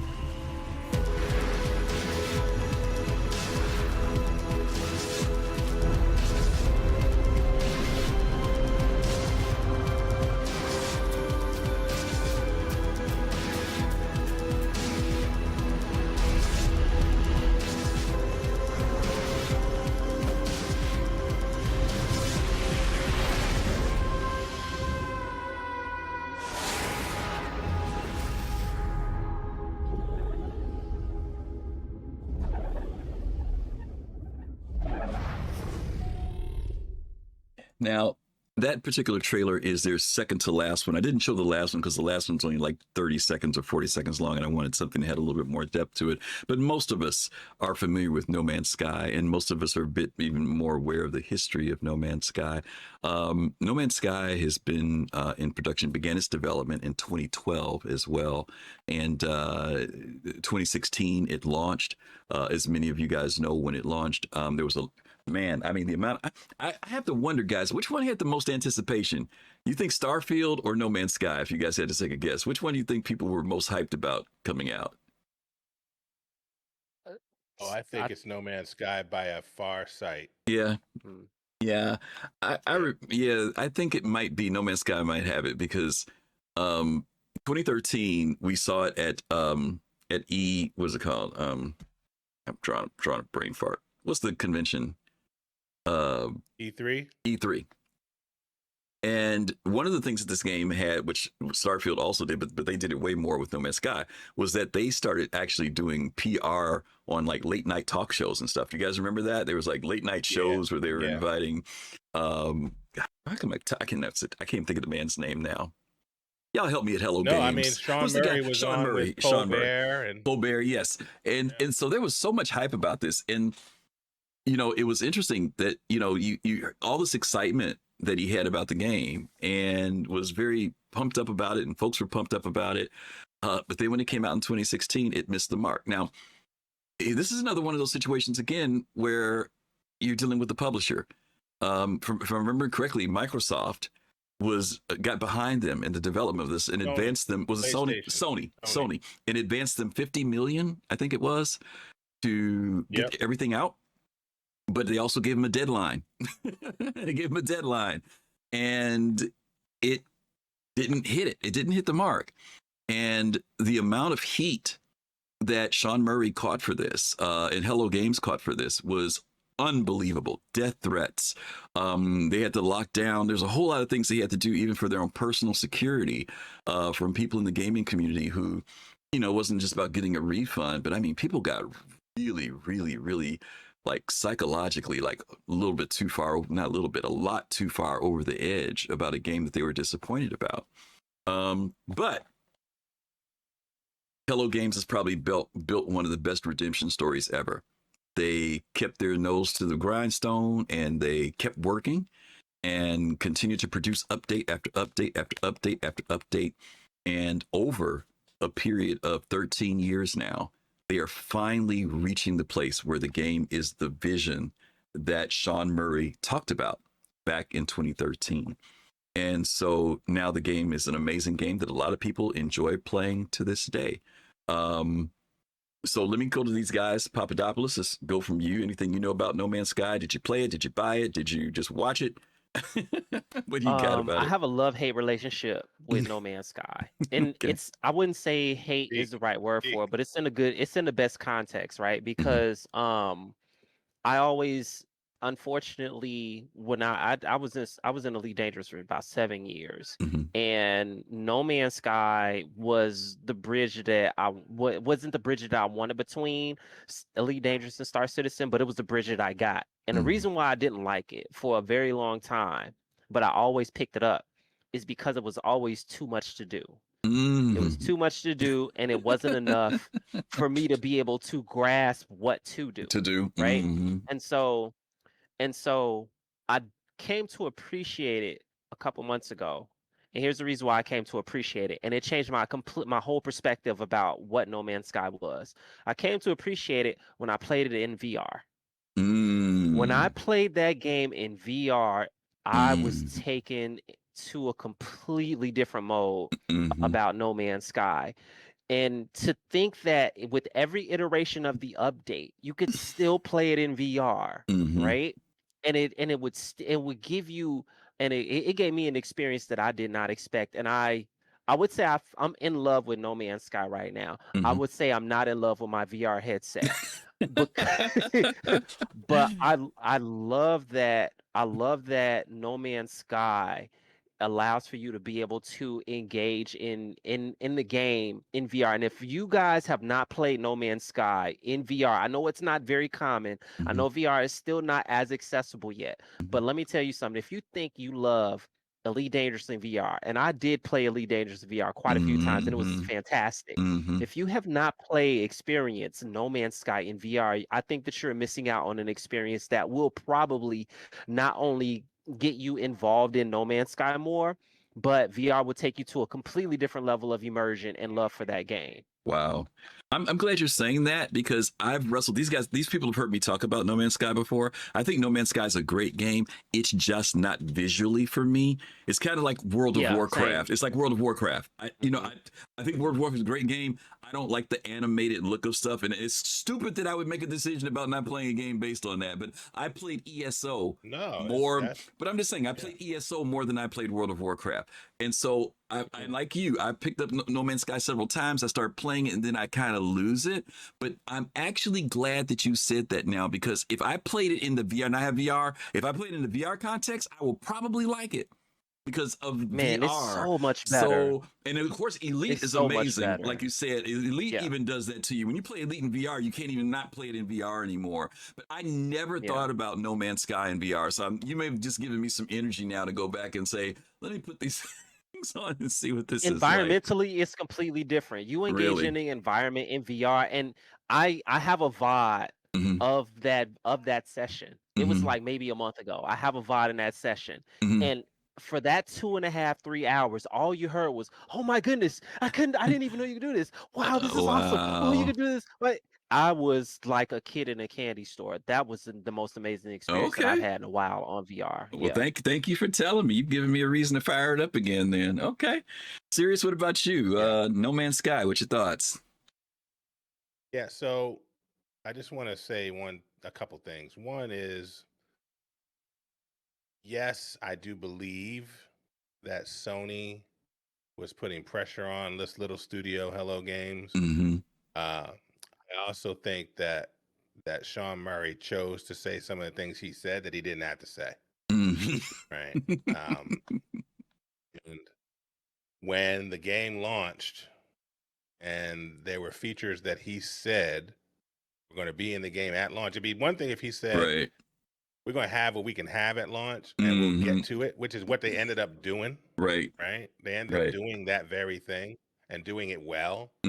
He said, nah, it's going to be there day one, you know, and he kept saying that and he kept going. And he was getting these platforms due to Sony, the publisher, getting him these platforms like Colbert late at night and these other places. He was getting in front of millions of people. And this was a PlayStation game. So you had an install base that was millions of people, and this was going to be their game. And they looked at the initial trailer had big dinosaurs, and then they get in the game and they're these little creatures. There's no big dinosaurs, and there was no multiplayer. Yeah. And so it was the backlash I felt was well earned because to Go Mom's point in the chat, he put his foot in his mouth multiple times. Since then, and I had the game then, right? And I liked it for what it was. Since then, my take on No Man's Sky is I'm glad that it exists. I think it fits a particular place in the space gaming genre. I'm glad it exists. I have played it in VR. I think it's very good. I don't think that it is quite, and this is because I think the sound design in Elite is peerless. But I think that the VR experience in Elite trumps it a little bit. But I do get that it's a new way to come back to No Man's Sky, no doubt. It is. And if they take one of these, they've had like 35 patches since the thing. If they take one of these patches and decide to do what X4 did, which is hire somebody away from Star Citizen to work on the flight model, they might have a whole bunch of new people come to them on the basis of that. So I think No Man's Sky is I am glad that it is here. I have come back to it now and then. It's not the game for me, but I am happy that it's in the gaming universe. I'm pleased with that. Yeah. What's the player count now for multiplayer now? Because I know it had increased. What is it now? Do you guys know how many people you can play with? Nobody knows. I don't know because anytime I see anybody in chat know? I see them at that one station or 36. on those okay, special missions. Okay, Lady Rain says 32, CC says 36. Okay, but it's in the 30s. Okay. I mean, it's grown. Okay. It's grown. So that's great. I mean, that's great that you can, because listen, anytime you do these games with somebody, that just makes it even better to me. You know, it's a lonely world out there by yourself. So I enjoy it. When I played, there were a group of us that were playing in our group here at Soul Citizens at one point, Dark Knight, and several of us were playing for a little while together, and I had a good time. Then they went off in space somewhere and left me, and I was out there. I was like, oh, well, that's the end of that. So, you know, more. All right. Well, that's No Man's Sky. All right. Now we're going to talk about the compadre that we started on earlier with Odyssey, and that is Elite Dangerous. And again, to give you guys the history on Elite, Elite is a great interview. I've shared this before on the show. There's a great interview with Chris Roberts and David Braben, where they're being interviewed together. I think the link is the link in there. The link might be in there, but if not, you can look at it on YouTube. And they're both being interviewed. And the interesting thing about this interview is that Braben and Chris obviously know each other because of their earlier games that they had done with Wing Commander and the original Elite. But they are both also very complementary to each other's project that they're working on. They're both in that process of raising funds at that time as well, and they talk about that. But the thing that really struck me after going back and watching this interview is that they almost describe the exact same game. They honestly do. They honestly talk about being able to get up, walk around your ship, this. It's almost like they're both building the same game, just their own version of it. So if you've never seen that video, go back and watch it. This is, I think the video was done in 2013. But as you guys know, the development, the public announcement for these games started in 2012. Now, Elite, 4 years later, we were testing it. We were in beta, and the game was about ready to release. And for those of you who don't know, there was another version of Elite before Elite Dangerous. It was Elite, and it was a different type of game. But the basis of it, just like how people say the basis of Star Citizen or not Star Citizen, Squadron 42 is Wing Commander. Elite Dangerous was the same thing with Elite. And so many of the elements that were there, the ideas that were there, were transferred into a much broader next generation version of that game. So let's take a quick look at the trailer for Elite. And then I'm going to let my two Elite professionals come in and talk about Elite Dangerous.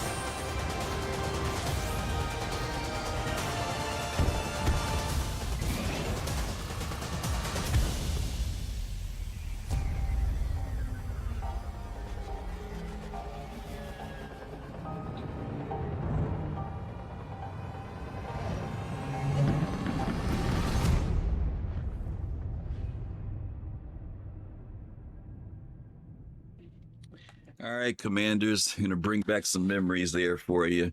Let's talk about Elite Dangerous. I know we touched on Odyssey. Any share any information you guys want to talk about that, Pappadopolis? You said you came from the console side of this, which was interesting because I was always PC. So why don't you talk a little bit about that in your transition? And when we got to Horizons and other stuff. Mm-hmm. Yeah, definitely. So I had my second son, and I was late night coming in home from work and trying to find something to be able to put my, to be able to play a game while I'm putting my son to sleep after a hard day's work. And I found Elite Dangerous, and I immediately fell in love with what the trailer offered. And then I started to think about how would I like to enjoy this game if I'm streaming it. And it became a tool for me to learn astronomy. And as I found more people learning enjoying learning about astronomy along with me, that's where it became a part of my DNA.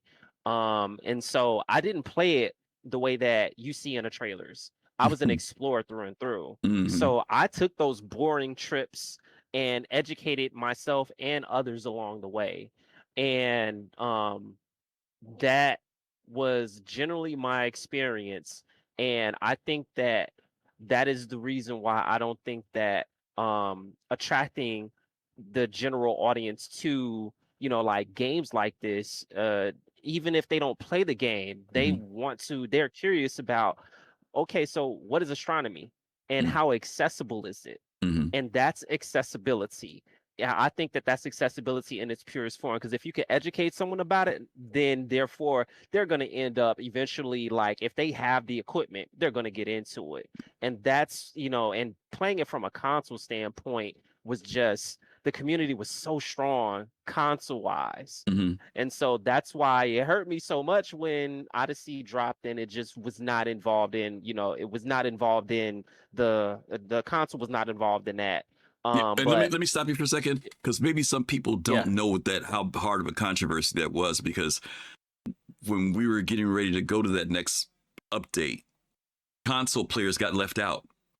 Right? They didn't get. And in fact, what was the deal? It was something like if you were on console, you couldn't play with people. You couldn't. You didn't get space legs. You didn't get space legs. Space legs. Yeah.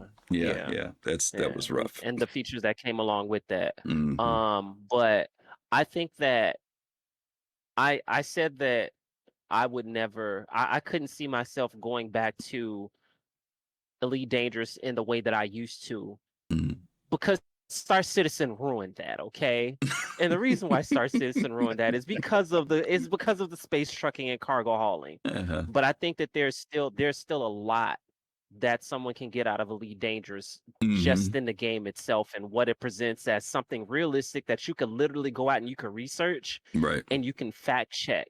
That's powerful within itself. That's a part of education in a game, showing not just the value that it could attract the general masses, but it can also take it to a point beyond gaming. You can take this into, I've taken this into classrooms, I've taken it into after school programs. These are the things that I feel like matters when it comes to being able to bring the general public, the general population in. So that's why I sound so passionate about it, because I was, and it's always going to be a part of my DNA. Yeah. Okay. Very cool. Yeah. Serious? Yeah. I feel similarly about Elite. I started with Elite on a green phosphorescent monitor 3 attached to an Apple IIe. Old school. 1986, the Firebird conversion of Elite from the BBC Micro to the Apple IIe. So I had never seen Elite in color. And they had Frontier Elite 2, they had Frontier First Encounters, and then they had Elite Dangerous. And so when I'm an adult now with a family and some disposable income, and they're like, we're about to drop this, I bought a new PC just for the experience. Wow. Right. I wanted to make sure that I got it, like I said, I got in premium beta. I bought a lifetime expansion pass. I was like, I will give you $120 just to, and people in Star Citizen go, $120, that's funny. But yeah, it was $120, and whatever updates that were coming down the pike was supposed to be like just covered, right? And at that point, doing seasons, every year was a season, and so you thought, I'm gonna get a lot of value out of this. And the first iteration of Elite was just like the original game in that you were the pilot in the seat and nothing else. Right. Elite Dangerous Horizons, which then everybody got, including console players, was planetary landings, right? Things like that. The first iteration of it was almost pure Elite, just in the ship, great flight model, and you are your ship, right? And that was it. You're in that seat. The other thing that I think is interesting, you compare, for example, the choice that Elite made to stop developing for consoles once they, and I'll talk about why they did that, versus CD Projekt Red, and how they continued to try to develop for current consoles and then failed miserably with Cyberpunk, right? I think that was a season where publishers had a choice. They could spend more on their game engine, refine their game engine, and try to go for a game version that worked, because the newer consoles, the Xbox Series X, for example, and the PlayStation 5 were emergent. They were getting ready to come out at this time. Money to make your game work on PlayStation 4, or were you going to just wait and just say, PlayStation 5? Elite has always been plagued with the fact that it has its own proprietary cross-platform game development tool called the Cobra Engine. And so Elite, everything that Elite does really hinges around this Cobra Engine. Can the Cobra Engine do it or not? they are not willing to move to a new engine. They've been developing the Cobra engine for over 30 years now. Mm-hmm. Same engine, built on C++, right? Mm-hmm. That's the engine that they built Elite Dangerous with. But imagine if you got 30 years worth of experience as a company with an engine, you know everything about it in terms of trying to get it to do something, but you also know what it can't do. Right. And so I think when they realized what they had done with Odyssey and how they weren't going to be able to use their engine to do it well on consoles, instead of just trying to pimp that market a la CD Projekt Red and try and get that, just get the dollars anyway. Right. They, I think, showed some ethics and said, we can't do it. Can't do it. Yeah. Right. Now, I would have preferred that they go to a new engine and do it. Right?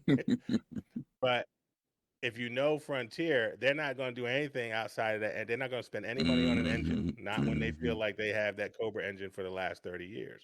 So, and then the last thing I'll say really quickly about Elite Dangerous is, for me, I'm very similar to Pappadopolis in that once I got a taste of Star Citizen and things that Elite was saying not only they couldn't do or wouldn't do or was too hard to do, or then they told themselves lies and said we didn't want, like ship interiors, were just normal course of business in Star Citizen.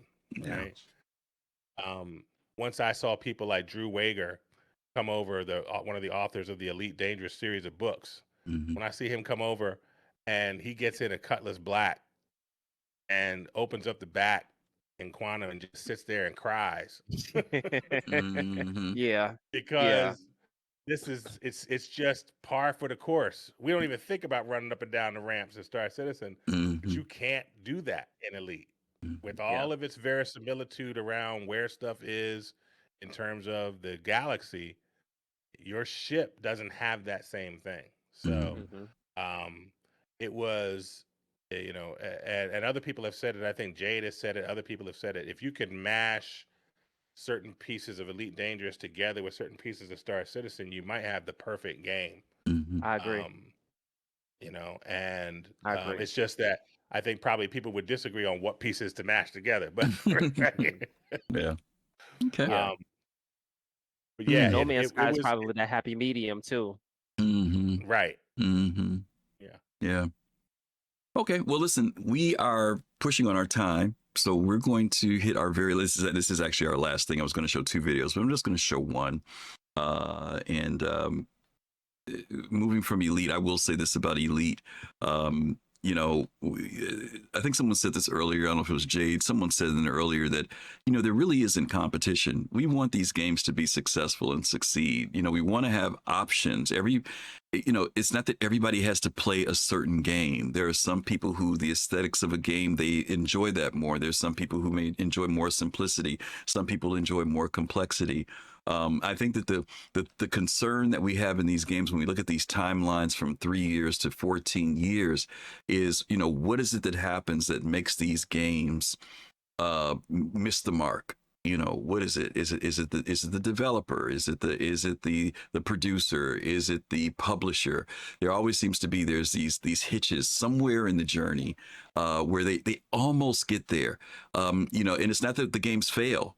Some of these games might hit the 70% or 80% or even the 95% mark, but we haven't seen that one that, and is it even realistic to look for that 100%? Because there's always going to be for one person the game that is amazing and exceptional, and then there's the game that isn't. There's like the people who say, how could you say you're bored in Star Citizen? I go on board Star Citizen. There are the people who say, I'm bored with Star Citizen. I don't think there's anything against either one. It's what people are looking for from these games. And so, I hope that, to your point, Sirius, you mentioned about, is this going to be a second win for Elite? That franchise has been around a long time. I don't think it's on the devs. I think it's on the publisher when it comes to them. It's that investment that you talked about. Unfortunately, much of this space genre thing is based upon whether or not somebody in a shirt and tie, not a gamer, determines whether or not the invested dollar should go toward it. And as painful as it is for us to ride this journey, sometimes with CIG, the one advantage we have is that we are not slave to that publisher. And that can be a blessing and a curse, and we know that. But the history, when you look at all these games, when the publishers got involved, that's when the boat started sinking. And when they started saying certain things or forcing certain things or putting deadlines in, even when devs pushed back and said, we need more time, they were like, nope, Christmas is coming out, or nope, this console is coming out. It's got to come out now. And we've suffered through this. We've gotten to a point as gamers where we expect games to come out crummy. Now think about that. That's the expectation. What was the line when Starfield came out? The so and so's will fix it. The modders will fix it. We were saying that. Yeah. That's the expectation. That's the expectation. People paid $99 up to $300 for Starfield, but the same attitude was the modders will fix it. I mean, that's really funky in the gaming industry. But I'm get off my preaching. Let's look at this last trailer for Squadron 42. Okay.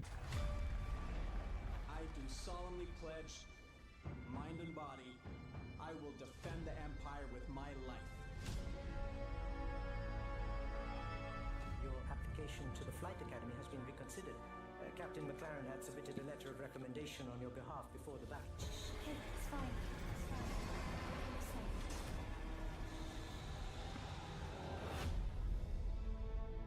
We may be a small crew, but the work we do matters. Welcome to the Stanton. I'm Eugene Morrow. I'm Petty Officer Webster, Chief Mechanic. This will be your new home. We got you flying with Lieutenant Commander Colton. He's one of our best. Sir? Who the hell are you? I'm your new wingman, sir. The name's... You want me to learn your name? You live long enough for me to care. Baron Actual, you're clear to launch. Launching in 3, 2, 1.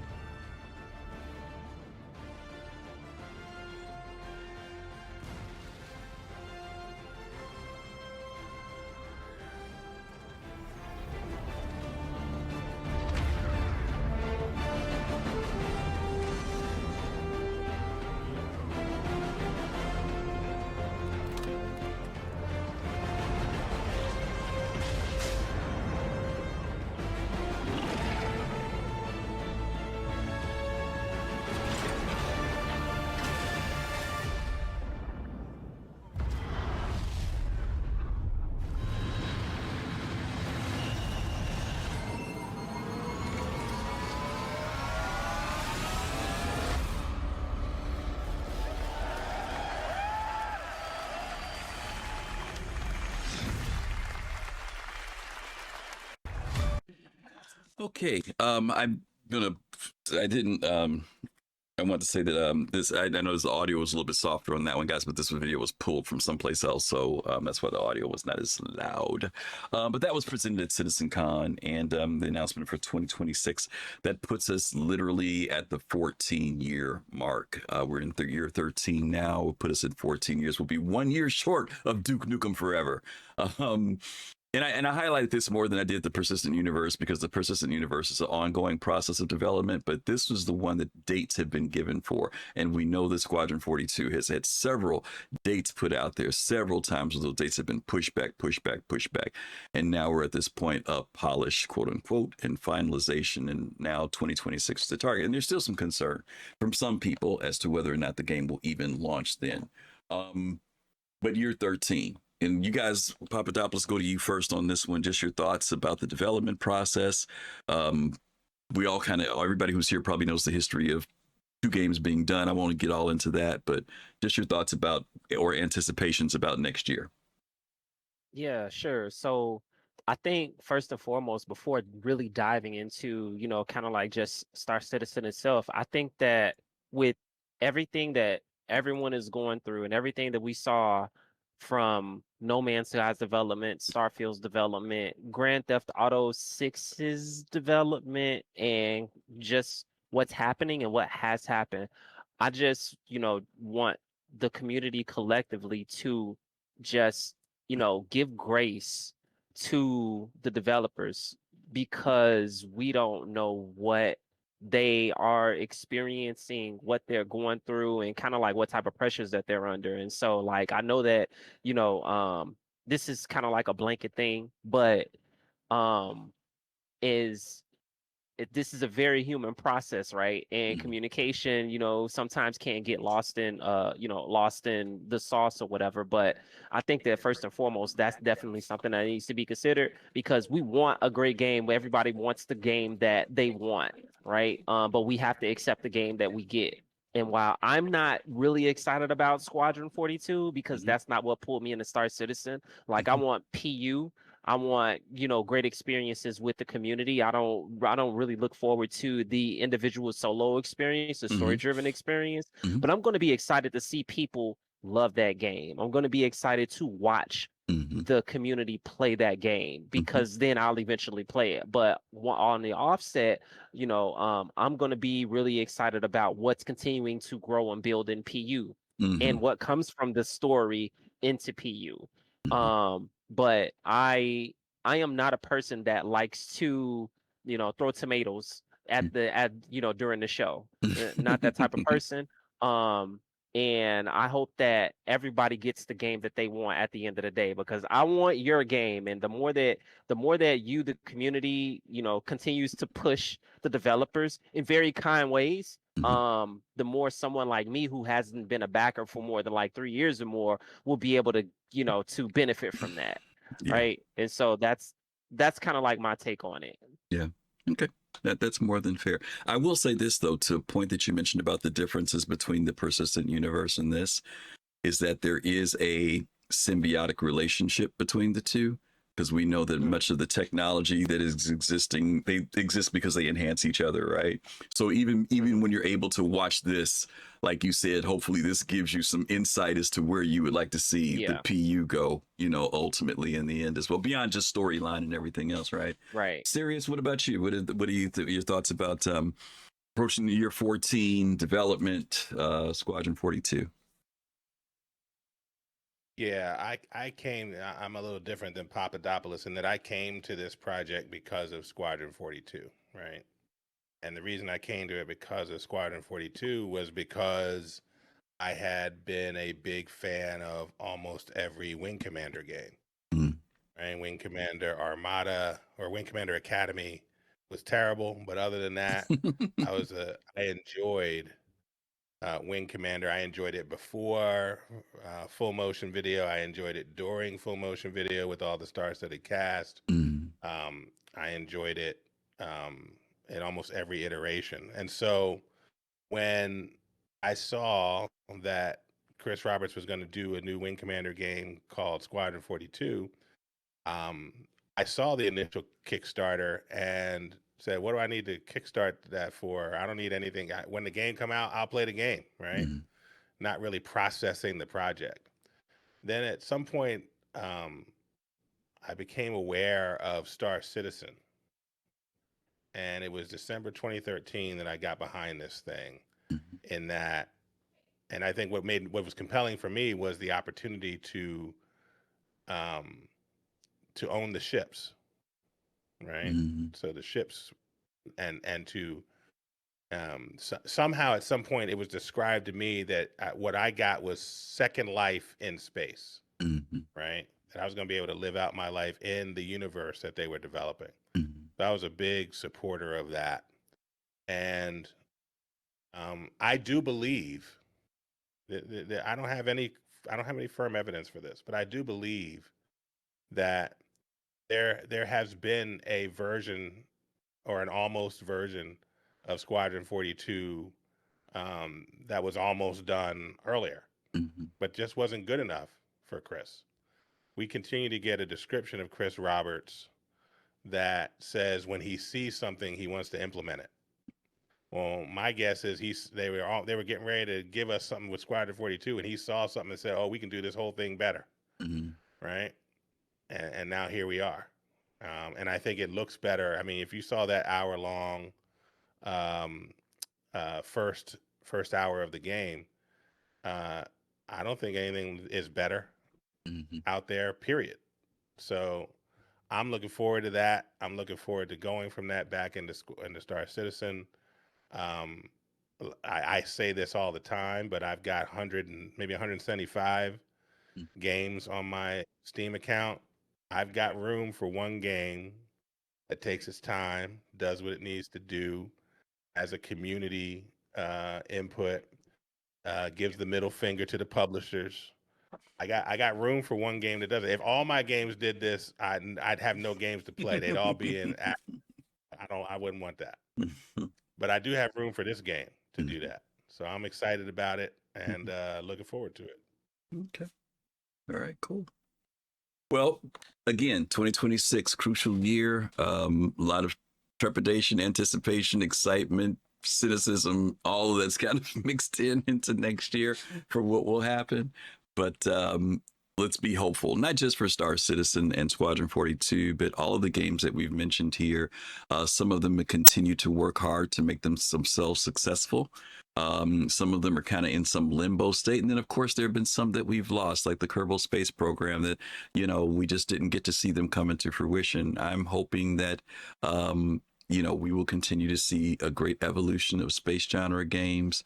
I'm hoping that some of them, these may be niche, but I think that CIG is trying to make a game that is open to many people. The universe is big. And I think you said this, Pappadopolis, earlier.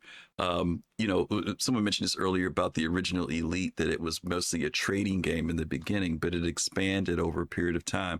And I'm hoping that the same level of energy that is put into one aspect of the game gets put into all aspects of the game. So if you just want to be that person that wants to be out in the wild frontier and stare at the stars, I hope that they create that space for you. If you're that person who wants to bounty hunt, that they can create that space for you. If you're that person that wants to just take out a tractor beam and move boxes, if that's what you want to do, that's it. And I think that we haven't had a game that has put that a level equilibrium to all those things into a space and done it well. And I think that's what's very difficult for us right now, because the areas that we see a lot of energy go into are kind of like the energies that just get repeated over and over and over again because they know that it works. But it takes work to create those other areas. Even in games like Elite, when you talk about exploration, you said it earlier, there's so many new ways that we could look at exploration. And I think that CIG is going to have to find that way to reach every person, and that's going to take time. It's going to take time, and I know it seems like it shouldn't, but that's because we're basing it on the history of other games that seemingly did certain things. But if you go back and look at those games, and that's serious, you always mention this about the comparison. What is the thing you compare to Star Citizen? What is I don't know. Can I find another game and say, well, look at this, and this is I can't think of anything, and I've genuinely tried to answer that question in my head every time you've presented it. So. But anyway, that's 2026. Charles, good to see you. DCI, who's always here earlier. Thank you, Charles. We appreciate you for 33 months. Also, I didn't get to say one to R1Z, Danny Vega. Is he somebody that's with you? Because he's been cheering you on, Pappadopolis. He's been cheering you on. Stan Hollis Anonymous is in the building right now. Danny, I appreciate you. Twix, Dad. Y'all amazing. He's been cheering you on all night long. So I said, this must be somebody who knows who he is. I'm like, oh my goodness. All right. Well, listen, we're getting ready to bring things to a quick close here. Let's get ready to do a wrap. Somebody just dropped some bits on us, and I'm sorry the page was changing during the bits thing, so I didn't see who it was, but I'm going to try and find while I'm talking about it. Serious, do me a favor, talk about what's coming up next week, and I'm going to see who that was who dropped bits so I can acknowledge them. So we're here for you all every Sunday, 7 p.m. Eastern Time. And next Sunday, we're going to be talking about Update 4.4. And if it has improved in its FPS, we're going to talk about that. If it hasn't improved, we're going to talk about that. But we're going to be excited to talk about Update 4.4 and the third system to come into Star Citizen in Nix. And all that entails. So come see us on the 16th of November at 7 p.m. Eastern Time for the next Soul Citizens. Absolutely. It's not showing me who that was who dropped bits, but I thought I heard the bit sound, but maybe I was wrong. But whoever it was, if you dropped bits, thank you for that. We really appreciate it. The last thing I had to come up here was Charles's thing. Next week, hopefully you guys will be able to join us. Again, We know this weekend is a crazy weekend with everything in the PTU. A lot of lag, a lot of frustration, ships disappearing and things like that, but keep pushing so they can get the analytics. Hopefully we'll look for some new patches coming out earlier this week to hopefully make things a little easier. It was a resub. Thank you, Senor Muko. Thank you. It was a resub. Thank you for that. Appreciate you eyeballing that for us. Once again, Pappadopolis, tell people where they can find you, my friend. Where can they find you at? You can find me on Twitch, Pappadopolis84. That is where I live. And another shout out to Stan Hall is Anonymous. That is an unofficial org where, we are addicted to everything industrial. We do some FPS, gameplay. And I have a very strong group of guys that loves to do RP in the game as well. And we just kind of like love to do our thing. So feel free to, check us out. Like I said before, Danny Vega's in there. He streams.